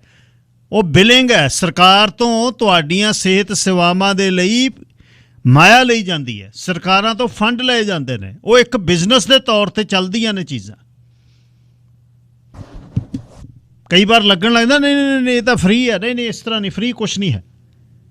ਸੋ ਇਸ 'ਤੇ ਮੈਂ ਅੱਜ ਗੱਲ ਕਰਨੀ ਚਾਹੁੰਦਾ ਵੀ ਜਿਹੜੀਆਂ ਸੇਵਾਵਾਂ ਸਾਡੇ ਬਜ਼ੁਰਗਾਂ ਨੂੰ ਇਹ ਮਿਲਦੀਆਂ ਨੇ, ਉਹ ਇਨਫ ਨੇ। ਜਿਸ ਤਰ੍ਹਾਂ 1 ਘੰਟੇ ਦਾ ਸਮਾਂ ਮਿਲਦਾ ਇੱਕ ਹੈਲਥ ਕੇਅਰ ਅਸਿਸਟੈਂਟ ਨੂੰ ਆਉਣ ਦੇ ਲਈ, ਉਹਨੂੰ ਇਹ ਆ ਵੀ ਉਹਨਾਂ ਨੇ ਆ ਕੇ ਵੇਖਣਾ, ਉਸ ਦੀ ਸੰਭਾਲ, ਸਫਾਈ, ਦਵਾਈ ਦੇਣੀ, ਅਲੱਗ-ਅਲੱਗ ਨੇ। ਕਿਤੇ ਹੋ ਸਕਦਾ ਹੈ ਕਿ ਹੋਰ ਵੀ ਕੋਈ ਹੋਵੇ ਸੇਵਾ। ਸੱਚ ਕਰਕੇ ਜਾਣਿਓ, ਜੇ 20 ਸੇਵਾਵਾਂ ਮਿਲਦੀਆਂ ਨੇ ਨਾ ਕਿਸੇ ਆਰੀ ਬੰਦੇ ਨੂੰ, ਕਿਸੇ ਦੇ ਸੱਟ ਲੱਗੀ, ਉਹਨੂੰ ਕਿਸੇ ਨੂੰ ਵਰਕ ਸੇਫ ਵਾਲੇ ਦੇ ਸੱਟ ਲੱਗੀ, ਕੋਈ ਡਿਸੇਬਲ ਹੋ ਗਿਆ, ਤੁਹਾਨੂੰ ਤਾਂ ਉਹ ਪਤਾ ਹੀ ਨਹੀਂ ਉਹ ਕੀ ਲੈ ਸਕਦੇ ਨੇ। ਖਾਸ ਤੌਰ 'ਤੇ ਆਰੀ ਬੰਦਾ ਜੇ ਪੈਰਾਂ ਤੋਂ ਹੱਥਾਂ ਤੋਂ ਹੋ ਗਿਆ, ਉਹ ਸੰਬੰਧਿਤ ਜਿੱਥੇ ਉਹ ਕੰਮ ਕਰਦਾ ਸੀ ਉੱਥੋਂ ਕੀ ਕੁਛ ਲੈ ਸਕਦਾ, ਉਹਦੇ ਖਾਸ ਜਿਹੜੀ ਸਹੂਲਤ ਦੇ ਲਈ ਉਹਦੇ ਵਾਸ਼ਰੂਮ ਕਿਵੇਂ ਫਿਕਸ ਹੋ ਸਕਦੇ ਨੇ, ਉਹਦੀ ਕਿਚਨ ਦਾ ਸਮਾਨ ਕਿਵੇਂ ਫਿਕਸ ਹੋ ਸਕਦਾ, ਉਹਦਾ ਬੈੱਡ ਕਿਸ ਤਰ੍ਹਾਂ ਦਾ ਲੱਗ ਸਕਦਾ, ਬਹੁਤ ਚੀਜ਼ਾਂ ਨੇ ਜਿਹੜੀਆਂ ਉਹ ਲੈ ਸਕਦਾ। ਪਰ ਸਾਨੂੰ ਨਹੀਂ ਪਤਾ ਉਹਨਾਂ ਚੀਜ਼ਾਂ ਦਾ। ਸਾਨੂੰ ਤਾਂ ਇਹ ਪਤਾ ਵੀ ਬਜ਼ੁਰਗ ਡਿੱਗਣ ਨੇ ਜੀ, 1 ਘੰਟਾ ਕੁੜੀ ਆਉਂਦੀ ਹੈ, ਉਹ ਆ ਕੇ ਦਵਾਈ ਬੂਟੀ ਦੇ ਜਾਂਦੀ ਹੈ, ਅਤੇ ਮਾਮਾ ਕਈ ਵਾਰ ਕਹਿੰਦੇ ਪੁੱਤ ਲਾ 2 ਪਰੌਂਠੇ ਤੂੰ ਵੀ ਖਾ ਲਾ ਅਤੇ ਮੈਨੂੰ ਵੀ ਦੇ ਦੇ। ਇਹ ਜਿਹੜੀ ਚੀਜ਼ਾਂ ਅਕਸਰ ਹੈਲਥ ਕੇਅਰ ਅਸਿਸਟੈਂਟ ਜਿਹੜੀਆਂ ਕੁੜੀਆਂ, ਉਹ ਕਹਿੰਦੀਆਂ ਇਹ ਸਾਡੇ ਹਿੱਸੇ 'ਚ ਨਹੀਂ ਆਉਂਦੀਆਂ, ਅਸੀਂ ਨਹੀਂ ਕਰਨਾ। ਅਤੇ ਉਹਨਾਂ ਦਾ ਦਿਲ ਵੀ ਤੜਫਦਾ ਕਈ ਵਾਰ। ਉਹ ਮਾਪਿਆਂ ਨੂੰ ਦੇ ਬਜ਼ੁਰਗਾਂ ਦੀ ਜਿੱਥੇ ਉਹ ਸੇਵਾ 'ਤੇ ਜਾਂਦੀਆਂ, ਹੋਰ ਕਰਨਾ ਚਾਹੁੰਦੀਆਂ ਨੇ, ਪਰ ਉਹਨਾਂ ਕੋਲ ਸਮਾਂ ਨਹੀਂ ਹੁੰਦਾ। 1 ਘੰਟੇ ਦੇ ਵਿੱਚ ਉਹਨਾਂ ਨੇ ਭੱਜਣਾ, ਅਗਲੀ ਜਗ੍ਹਾ 'ਤੇ ਜਾਣਾ। ਹੁਣ ਇਹ ਤੁਹਾਡੇ ਘਰਾਂ ਦੇ ਵਿੱਚ, ਜਿਨ੍ਹਾਂ ਦੇ ਘਰਾਂ 'ਚ ਇਹ ਸੇਵਾਵਾਂ ਆਉਂਦੀਆਂ ਨੇ, ਉਹ ਆਉਂਦੀਆਂ ਹੋਣਗੀਆਂ। ਕੀ ਇਹ ਸੇਵਾਵਾਂ ਤੁਹਾਡੇ ਬਜ਼ੁਰਗਾਂ ਲਈ ਠੀਕ ਨੇ? ਕਿਹੋ ਜਿਹੀਆਂ ਸੇਵਾਵਾਂ ਮਿਲਦੀਆਂ ਨੇ ਉਹਨਾਂ ਨੂੰ? ਇਸ ਦੇ ਬਾਰੇ ਦੱਸਿਆ ਜਾਵੇ, ਕੋਈ ਮੁਲਾਂਕਣ ਕੀਤਾ ਜਾਵੇ। ਐਟਲੀਸਟ ਇਹ ਨਹੀਂ ਮੈਂ ਮੁਲਾਂਕਣ ਕਰ ਰਿਹਾ ਵੀ ਹੈਲਥ ਕੇਅਰ ਅਸਿਸਟੈਂਟ ਕਿਹੋ ਜਿਹੀਆਂ ਸੇਵਾਵਾਂ ਦਿੰਦੇ ਨੇ, ਮੈਂ ਇਹ ਮੁਲਾਂਕਣ ਕਰ ਰਿਹਾ ਸੇਵਾਵਾਂ ਸਰਕਾਰ ਵੱਲੋਂ ਮਿਲਦੀਆਂ ਕਿਹੜੀਆਂ ਨੇ, ਕੀ ਕਰ ਸਕਦੇ ਹੋ ਤੁਸੀਂ, ਔਰ ਕਿੰਨਾ ਕੁ ਸਾਨੂੰ ਪਤਾ, ਅਤੇ ਸਾਨੂੰ ਇਹਦੇ ਬਾਰੇ ਜਾਣਕਾਰੀ ਕਿਉਂ ਨਹੀਂ ਵੀ ਕਿਹੜੀਆਂ ਸੇਵਾਵਾਂ ਸਾਡੇ ਬਜ਼ੁਰਗਾਂ ਨੂੰ ਅਸੀਂ ਲੈ ਸਕਦੇ ਹਾਂ। 604-204-0600 ਨੰਬਰ ਹੈ, 6042040600। ਤੁਹਾਡੇ ਘਰ ਦੇ ਵਿੱਚ ਮਾਪੇ ਤੁਹਾਡੇ ਢਿੱਲੇ ਨੇ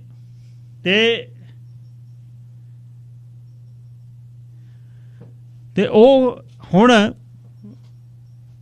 ਇੱਕ ਸੁਨੇਹਾ ਆਇਆ ਵੀ ਮਾਤਾ ਜੀ ਨੂੰ ਮੇਰੀ ਨੂੰ ਪਾਰਕਿੰਸਨ ਹੈ, ਪਰ ਵੀਕ 'ਚ ਇੱਕ ਵਾਰ 40 ਮਿੰਟ ਦੇ ਲਈ ਸ਼ਾਵਰ ਦੀ ਫੈਸਿਲਿਟੀ ਉਹਨੂੰ ਮਿਲੀ ਹੈ।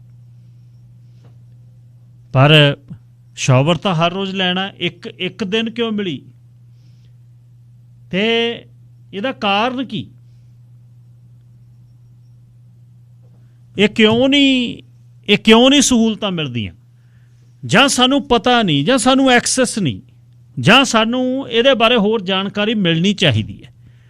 604-204-0600 ਨੰਬਰ ਹੈ, 6042040600। ਸੈਮ ਜੀ। ਹਾਂਜੀ ਵੀਰ ਜੀ, ਸਤਿ ਸ਼੍ਰੀ ਅਕਾਲ ਜੀ। ਮੈਨੂੰ ਹੋਮ ਸਪੋਰਟ ਬਾਰੇ ਫਸਟ ਹੈਂਡ ਇਨਫੋਰਮੇਸ਼ਨ ਹੈਗੀ ਆ, ਕਿਉਂਕਿ ਮੇਰੇ ਬਾਪੂ ਜੀ ਨੂੰ ਇਸ਼ੂ ਆਇਆ, ਉਹਨਾਂ ਨੂੰ ਅਧਰੰਗ ਹੋਇਆ। ਅੱਛਾ ਜੀ। ਤੇ ਫੈਸਿਲਿਟੀਆਂ ਮਿਲਣੀਆਂ ਸ਼ੁਰੂ ਹੋਈਆਂ। ਅੱਛਾ ਜੀ। ਮੋਸਟਲੀ ਕੀ ਹੈ, ਜਦੋਂ ਅਸੀਂ ਡਾਕਟਰ ਦੀ ਰეკਮੈਂਡੇਸ਼ਨ ਨਾਲ ਜਦੋਂ ਆਉਣੇ ਸ਼ੁਰੂ ਹੁੰਦੇ ਆ ਹੋਮ ਸਪੋਰਟ ਵਾਲੇ, ਉਹ ਆਪ ਹੀ ਰეკਮੈਂਡ ਕਰੀ ਜਾਂਦੇ ਰਹਿੰਦੇ ਆ ਗਾਂ ਵੀ ਹੁਣ ਇਹਨਾਂ ਨੂੰ ਮਸ਼ੀਨ ਚਾਹੀਦੀ ਹੈ ਜਿਹੜੀ ਇਹਨਾਂ ਨੂੰ ਚੱਕ ਕੇ ਇੱਧਰ ਉੱਧਰ ਕਰਦੇ। ਸੋ ਜ਼ਿਆਦਾ ਹੋਮ ਸਪੋਰਟ ਵਾਲੀਆਂ ਜਿਹੜੀਆਂ ਕੁੜੀਆਂ ਆ ਉਹੀ ਰეკਮੈਂਡ ਕਰਦੀਆਂ ਰਹਿੰਦੀਆਂ ਔਰ ਬੜੀਆਂ ਚੰਗੀਆਂ ਆ। ਇਹ 'ਚ ਕੋਈ ਸ਼ੱਕ ਨਹੀਂ। ਉਹ ਮੇਰਾ ਖਿਆਲ ਨਹੀਂ ਕੋਈ ਅਜਿਹਾ ਸਾਡੇ ਘਰ ਆਇਆ ਜਿਹਨੇ ਕਿ ਬੈਡ ਸਲੂਕ ਕੀਤਾ ਉਹਨਾਂ ਦੇ ਨਾਲ। ਔਰ ਉਹ ਕਰਦੇ ਸਮਾਂ ਅਸੀਂ ਦੇ ਸਾਨੂੰ ਆਹ ਚੀਜ਼ ਚਾਹੀਦੀ ਹੈ, ਇਹਨਾਂ ਲਈ ਪਾਊਡਰ ਲੈ ਕੇ ਆਓ, ਇਹਨਾਂ ਲਈ ਆਹ ਚੀਜ਼ਾਂ ਚਾਹੀਦੀਆਂ। ਬੜਾ ਵਧੀਆ ਹੈ। ਬਜ਼ੁਰਗਾਂ ਨੂੰ ਅਗਰ ਉਹਨਾਂ ਕੋਲ ਜਗ੍ਹਾ ਹੈ ਤੇ ਉਹਨਾਂ ਨੂੰ ਡਰਨ ਦੀ ਲੋੜ ਨਹੀਂ ਹੈ। ਬੜੀ ਵਧੀਆ ਇਹ 'ਚ ਫੈਸਿਲਿਟੀ ਮਿਲਦੀ ਆ। ਸਪੈਸ਼ਲੀ ਆਪਣੀਆਂ ਕੁੜੀਆਂ ਜਿਹੜੀਆਂ ਜਾਂ ਆਪਣੇ ਬੰਦੇ ਵੀ ਆ, ਉਹ ਬਹੁਤ ਵਧੀਆ ਖਿਆਲ ਰੱਖ ਰਹੇ ਆ। ਹਾਂ, ਜਿਹੜਾ ਤੁਹਾਡਾ ਕੁਐਸਚਨ ਸੀ ਵੀ ਸਵਾਵਾਂ ਉਹ ਆਪ ਹੀ ਦੇਈ ਜਾਂਦੇ ਰਹਿੰਦੇ, ਆਪ ਹੀ ਵਧਾਈ ਜਾਂਦੇ ਰਹਿੰਦੇ ਆ। ਸਾਨੂੰ ਬੜਾ ਕੁਛ ਕਰਨ ਦੀ ਵੀ ਨਹੀਂ ਲੋੜ ਵੀ ਜੀ। ਅਸੀਂ ਕਰ ਦਿੰਦੇ। ਥੈਂਕ ਯੂ ਜੀ। ਇਹ ਇੱਕ ਜਦ ਸਟ੍ਰੋਕ ਹੁੰਦਾ ਜੀ, ਉਸ ਸਮੇਂ ਬਹੁਤ ਅਲੱਗ ਕਿਸਮ ਦੀ ਅਸੀਂ ਅਵਸਥਾ ਚਲੇ ਜਾਂਦੇ ਹਾਂ। ਬੜੀ ਮੁਸ਼ਕਿਲ ਹੈ ਉਸ ਸਮੇਂ ਸਾਨੂੰ ਕੰਮ ਕਰਦੇ ਪਰਿਵਾਰ ਨੂੰ। ਇੰਨੇ ਮਹਿੰਗੇ ਸਮੇਂ 'ਚ ਦੋਨੇ ਜੀਆਂ ਦੇ ਕੰਮ ਤੋਂ ਬਿਨਾਂ ਸਰਦਾ ਨਹੀਂ। ਜੇ ਤਾਂ ਦੋਨੇ ਬਜ਼ੁਰਗ ਹੋਣ, ਮਾਤਾ ਪਿਤਾ ਹੋਣ, ਫਿਰ ਸਾਨੂੰ ਫਿਕਰ ਕੋਈ ਨਹੀਂ, ਹਰ ਵਕਤ ਉਹ ਕੋਲ ਨੇ। ਇਹ ਸੇਵਾਵਾਂ ਆ ਕੇ ਜੇ ਨਲਾ ਧਲੋ ਵੀ ਜਾਵੇ ਬੰਦਾ, ਜਿਹਨਾਂ ਨੂੰ ਨਹੀਂ ਮਿਲੀਆਂ ਉਹਨਾਂ ਨੂੰ ਪਤਾ ਕਰਕੇ ਵੇਖਿਓ, ਬਹੁਤ ਔਖਾ ਕੰਮ ਹੈ, ਸੌਖਾ ਨਹੀਂ ਹੈ। ਔਖਾ ਇਨ ਦਾ ਸੈਂਸ ਵੀ ਹਰ ਇੱਕ ਨੂੰ ਇੱਕ ਦੂਜੇ ਲਈ ਕਰਨਾ ਬਹੁਤ ਔਖਾ। ਹਾਲਾਂਕਿ ਸਾਨੂੰ ਕਰਦੇ ਰਹੇ ਨੇ ਉਹ ਜਦ ਅਸੀਂ ਜਵਾਕ ਸੀ, ਪਰ ਜਦ ਸਿਰ 'ਤੇ ਪੈਂਦੀ ਹੈ ਇਹ ਬੜਾ ਔਖਾ ਕੰਮ ਹੈ। ਸਾਂਭ ਸੰਭਈਆ ਕਰਨੀ, ਸਫਾਈ ਕਰਨੀ, ਡਾਇਪਰ ਚੇਂਜ ਕਰਨੇ। ਪਰ ਇਹ ਜਿਹੜੀਆਂ ਸੇਵਾਵਾਂ ਮਿਲਦੀਆਂ ਨੇ, ਜਦ ਇਹਨਾਂ ਨੂੰ ਅਸੀਂ ਹੋਰ ਪਾਸੇ ਨੂੰ ਲਾਉਂਦੇ ਹਾਂ, ਆਈਆਂ ਨੂੰ, ਕੁੜੀਆਂ ਨੂੰ ਆਪਣੀਆਂ ਕੁੜੀਆਂ ਸਮਝ ਕੇ, ਫਿਰ ਸਾਡਾ ਇਹ ਆ ਵੀ ਇਹ ਗੁੱਸੇ 'ਚ ਹੁੰਦੀਆਂ ਨੇ, ਵਧੀਆ ਵਿਹਾਰ ਨਹੀਂ ਕਰਦੀਆਂ। ਪਰ ਸਾਡੀਆਂ ਐਕਸਪੈਕਟੇਸ਼ਨਸ ਕੀ ਨੇ? ਅਸੀਂ ਉਹਨਾਂ ਤੋਂ 1 ਘੰਟੇ 'ਚ ਕੀ ਕਰਾਉਣਾ ਚਾਹੁੰਦੇ ਹੋ? ਅਤੇ ਅਸੀਂ ਕੀ ਜੇ ਕੋਈ ਹੋਰ ਸਾਡੇ ਭਾਈਚਾਰੇ ਤੋਂ ਬਿਨਾਂ ਕੋਈ ਦੂਜੀ ਕੁੜੀ ਆਵੇ, ਕੀ ਅਸੀਂ ਉਸ ਨੂੰ ਉਸ ਤੋਂ ਹੋਰ ਭਾਈਚਾਰੇ ਦੀ ਕੁੜੀ ਨੂੰ ਅਸੀਂ ਕਹਿ ਸਕਦੇ ਹਾਂ ਕੁਛ ਵੀ ਆਹ ਕਰ ਦਿਓ, ਆਹ ਕਰ ਦਿਓ, ਆਹ ਕਰ ਦਿਓ, ਆਹ ਕਰ ਦਿਓ? ਪਰ ਆਪਣੀਆਂ ਕੁੜੀਆਂ ਨੂੰ ਵੇਖ ਕੇ ਸਾਡੇ ਮਨ 'ਚ ਵੀ ਆਹ ਵੀ ਕਰੋ, ਆਹ ਵੀ ਕਰੋ, ਆਹ ਵੀ ਕਰੋ, ਆਹ ਵੀ ਕਰੋ। ਇਹ ਇੱਕ ਵਿਸ਼ਾ ਜਿਹਦੇ 'ਤੇ ਪਿਛਲੇ ਦਿਨੀ ਕੁਛ ਪਰਿਵਾਰਾਂ ਨੇ ਦੱਸਿਆ ਵੀ ਸਾਨੂੰ ਆਹ ਚੀਜ਼ ਦੀ ਕਮੀ ਹੈ, ਸਾਨੂੰ ਆਹ ਚੀਜ਼ ਦੀ ਕਮੀ ਹੈ। ਪਰ ਕੀ ਇਹ ਵਾਕਿਆ ਹੀ ਜ਼ਰੂਰਤ ਹੈ ਇਸ ਦੀ ਕਿ ਇਸ ਦੇ ਸੁਧਾਰ ਲਿਆ ਜਾਵੇ ਜਾਂ ਸਰਕਾਰੇ ਦੁਆਰੇ ਇਸ ਦੀ ਗੱਲ ਕੀਤੀ ਜਾਵੇ? 604 204 0600 ਤੁਹਾਡੀਆਂ ਕਾਲ ਜਿਹੜੀਆਂ ਮੈਂ ਲੈਣੀਆਂ ਚਾਹੁੰਦਾ। ਤੁਸੀਂ ਇਸ ਵਿਸ਼ੇ 'ਤੇ ਜੇ ਗੱਲ ਕਰਨੀ ਚਾਹੁੰਦੇ ਹੋ ਤਾਂ ਕਰ ਸਕਦੇ ਹੋ। ਸਿਮਰਨ, ਤੁਸੀਂ ਏਅਰ 'ਤੇ ਹੋ। ਸਤਿ ਸ਼੍ਰੀ ਅਕਾਲ ਸਾਹਿਬ ਜੀ। ਸਤਿ ਸ਼੍ਰੀ ਅਕਾਲ ਵੀਰ ਜੀ। ਗੱਲ ਸਾਹਿਬ, ਜਿਹੜੀਆਂ ਫੈਸਿਲਿਟੀਆਂ ਦੇਣੀਆਂ ਉਹ ਤਾਂ ਜੀ ਸਰਕਾਰ ਨੇ ਦੇਣੀਆਂ ਜੀ, ਹੈ ਨਾ ਜੀ। ਜਿਹੜਾ ਕੋਈ ਵਿਚਾਰੀ ਕੰਮ ਕਰਨਾ ਹੀ ਹੈ ਘਰੇ, ਉਹ ਤਾਂ ਕੋਲੋਂ ਲਿਆਉਣੀ ਰਹੀ ਨਹੀਂ। ਤੇ ਜਾਂ ਫਿਰ ਜਿਹੜੇ ਵਿਚਾਰੇ ਬਜ਼ੁਰਗਾਂ ਨੇ ਇੰਨੇ ਸਾਲ ਕੰਮ ਕਰਕੇ ਤੇ ਟੈਕਸ ਭਰਿਆ, ਉਹ ਕੀ ਐਕਸਪੈਕਟ ਕਰਦੇ ਆ? ਉਹ ਤਾਂ ਗੌਰਮੈਂਟ ਤੋਂ ਐਕਸਪੈਕਟ ਕਰਦੇ ਨੇ ਨਾ ਕਿ ਸਾਨੂੰ ਫੈਸਿਲਿਟੀਜ਼ ਦੇਣ। ਉਹ ਕੁੜੀਆਂ ਹਾਇਰ ਕਰਨ, ਉਹਨਾਂ ਨੂੰ ਜ਼ਿਆਦਾ ਫੈਸਿਲਿਟੀਆਂ ਦੇਣ। ਜੇ ਤੁਸੀਂ ਦੱਸ ਕੇ ਵੀ 1 ਦਿਨ ਸ਼ਾਵਰ, ਉਹ ਵਿਚਾਰੇ ਜੇ ਰੋਜ਼ ਰਹਿਣ, ਆਈ ਮੀਨ ਟੂ ਸੇ ਕਿ ਵੀ ਸਰਕਾਰਾਂ ਨੇ ਦੇਣਾ। ਹੁਣ ਸਰਕਾਰਾਂ ਨੇ ਕੀ ਦੇਣਾ? ਉਹ ਤਾਂ ਆਪ ਤੁਰੀਆਂ ਫਿਰਦੀਆਂ ਨੇ। ਕਹਿੰਦੇ ਟੂਡੋ ਸਾਹਿਬ ਆਪਾਂ ਨੇ ਸਰਪ੍ਰਾਈਜ਼ ਦਿੱਤਾ। ਅੱਜ ਯੂਕਰੇਨ ਦੇ ਵਿੱਚ ਪਹੁੰਚੇ ਆ, ਕੱਲ ਸਰਪ੍ਰਾਈਜ਼ ਸੀ ਜੀ ਉਹਨਾਂ ਦਾ, ਉੱਥੇ ਵਿਜ਼ਿਟ ਕੀਤਾ, ਠੀਕ ਹੈ ਨਾ। $50 ਮਿਲੀਅਨ ਹੋਰ ਦੇ ਆਏ। ਅਸੀਂ ਨਹੀਂ ਕਹਿੰਦੇ ਨਹੀਂ। ਹੁਣ ਉਹ ਜਿਹੜਾ ਇੰਨਾ ਪੈਸਾ ਦੇਈ ਜਾਂਦੇ ਆ, ਸਾਡੇ ਤੇ ਮਾਰੋ ਮਾਰ ਹੋਈ ਪਈ ਆ। ਸਾਡੇ ਸਾਰੇ ਕਾਸੇ ਨੂੰ ਇੱਥੇ ਤੇਲ ਦੇਖੋ $2 22 ਸੈਂਟ ਨੂੰ ਹੋਇਆ ਪਿਆ, ਟਰੱਕਾਂ ਦੇ ਡੀਜ਼ਲ $2.50 ਨੂੰ ਹੋਇਆ ਪਿਆ। ਵਿਚਾਰੇ ਬਜ਼ੁਰਗਾਂ ਨੂੰ ਫੈਸਿਲਿਟੀਆਂ ਕਿੱਥੇ ਦੇਣਗੇ? ਉਹ ਤਾਂ ਆਮ ਲੋਕਾਂ ਨੂੰ ਬੁਰਾ ਹਾਲ ਕੀਤਾ ਪਿਆ। ਗਰੋਸਰੀ ਤੁਸੀਂ ਦੇਖ ਲਓ, ਮੈਂ ਕਹਿੰਦਾ ਟੱਬਰ ਕੋਈ 2 ਹਸਬੈਂਡ ਵਾਈਫ ਹੋਣ, 2 ਨਿਆਣੇ ਹੋਣ, ਮੈਂ ਕਹਿੰਦਾ ਮੇਰੇ ਤੋਂ 6 ਤਰ੍ਹਾਂ ਲਿਖਾ ਕੇ ਦੇਖ ਲਓ ਜੀ, $1000 $12 ਤੋਂ ਘੱਟ ਨਹੀਂ ਗਰੋਸਰੀ ਆਉਂਦੀ ਹੋਊਗੀ। $50 ਮਿਲੀਅਨ ਦਾ ਅੱਜ ਫੇਰ ਦੇ ਆਏ ਜੀ, ਸਰਪ੍ਰਾਈਜ਼ ਦੇ ਆਏ ਨਾਲੇ ਉਹਨਾਂ ਨੂੰ। ਉੱਥੇ ਤੁਸੀਂ ਇੱਥੇ ਕਰੀ ਚੱਲੋ, ਟੈਕਸ ਭਰੀ ਚੱਲੋ, ਤੁਹਾਡੇ ਮੇਰੇ ਵਰਗੇ ਬੈਠੇ। ਧੰਨਵਾਦ ਜੀ। ਥੈਂਕ ਯੂ ਜੀ। ਧਾਲੀਵਾਲ ਸਾਹਿਬ, ਲਾਈਨ ਨੰਬਰ 2। ਹੈਲੋ ਜੀ, ਹਰਜੀਤ ਸਿੰਘ ਜੀ। ਸਤਿ ਸ਼੍ਰੀ ਅਕਾਲ ਜੀ। ਸਤਿ ਸ਼੍ਰੀ ਅਕਾਲ ਜੀ। ਦੇਖੋ ਜੀ, ਮੈਂ ਬਿਮਾਰ ਹੋ ਗਿਆ ਸੀ 2012 ਚ, ਕਾਫੀ ਡਾਊਨ ਹੋ ਗਿਆ ਸੀ ਮੈਂ ਬਲੱਡ ਕੈਂਸਰ ਨਾਲ। ਅੱਛਾ ਜੀ। ਉਦੋਂ ਮੈਨੂੰ ਇਹਨਾਂ ਨੇ ਪੇਸ਼ਕਸ਼ ਕੀਤੀ, ਡਾਕਟਰ ਨੇ, ਬਈ ਤੁਹਾਨੂੰ ਮੈਂ ਭੇਜਿਆ ਕਰੂੰਗਾ ਬਈ ਨਰਸ ਜੇ ਬੰਦਾ। ਤੇ ਮੈਂ ਕਿਹਾ ਜੀ ਚਲੋ ਮੇਰਾ ਘਰੇ ਸਰਦਾ ਤੇ ਠੀਕ ਆ, ਮੈਂ ਰਿਹਾ ਘਰੇ। ਉਦੋਂ ਬਾਅਦ ਫਿਰ ਮੈਨੂੰ ਮਿੰਨੀ ਸਟ੍ਰੋਕ ਹੋਇਆ 2019 ਚ। ਅੱਛਾ ਜੀ। ਤੇ ਉਦੋਂ ਵੀ ਮੈਂ 10 ਕੁ ਦਿਨ ਜਾਣੀ ਔਖਾ ਜਿਹਾ ਰਹਿ ਗਿਆ ਸੀਗਾ ਪਰਿਵਾਰ ਘਰੇ। ਉਹ ਕਹਿੰਦੇ ਵੀ ਡੈਡੀ ਰਹਿਣ ਦੇ ਤੂੰ, ਬਈ ਅਸੀਂ ਘਰੇ ਮੰਮੀ ਵੀ ਹੈਗੀ ਆ, ਬਈ ਤੁਹਾਡਾ ਸਾਂਭ ਸਈਆ ਹੋਈ, ਬਈ ਉਹਨਾਂ ਨੂੰ ਜਵਾਬ ਦੇ ਦਿਓ।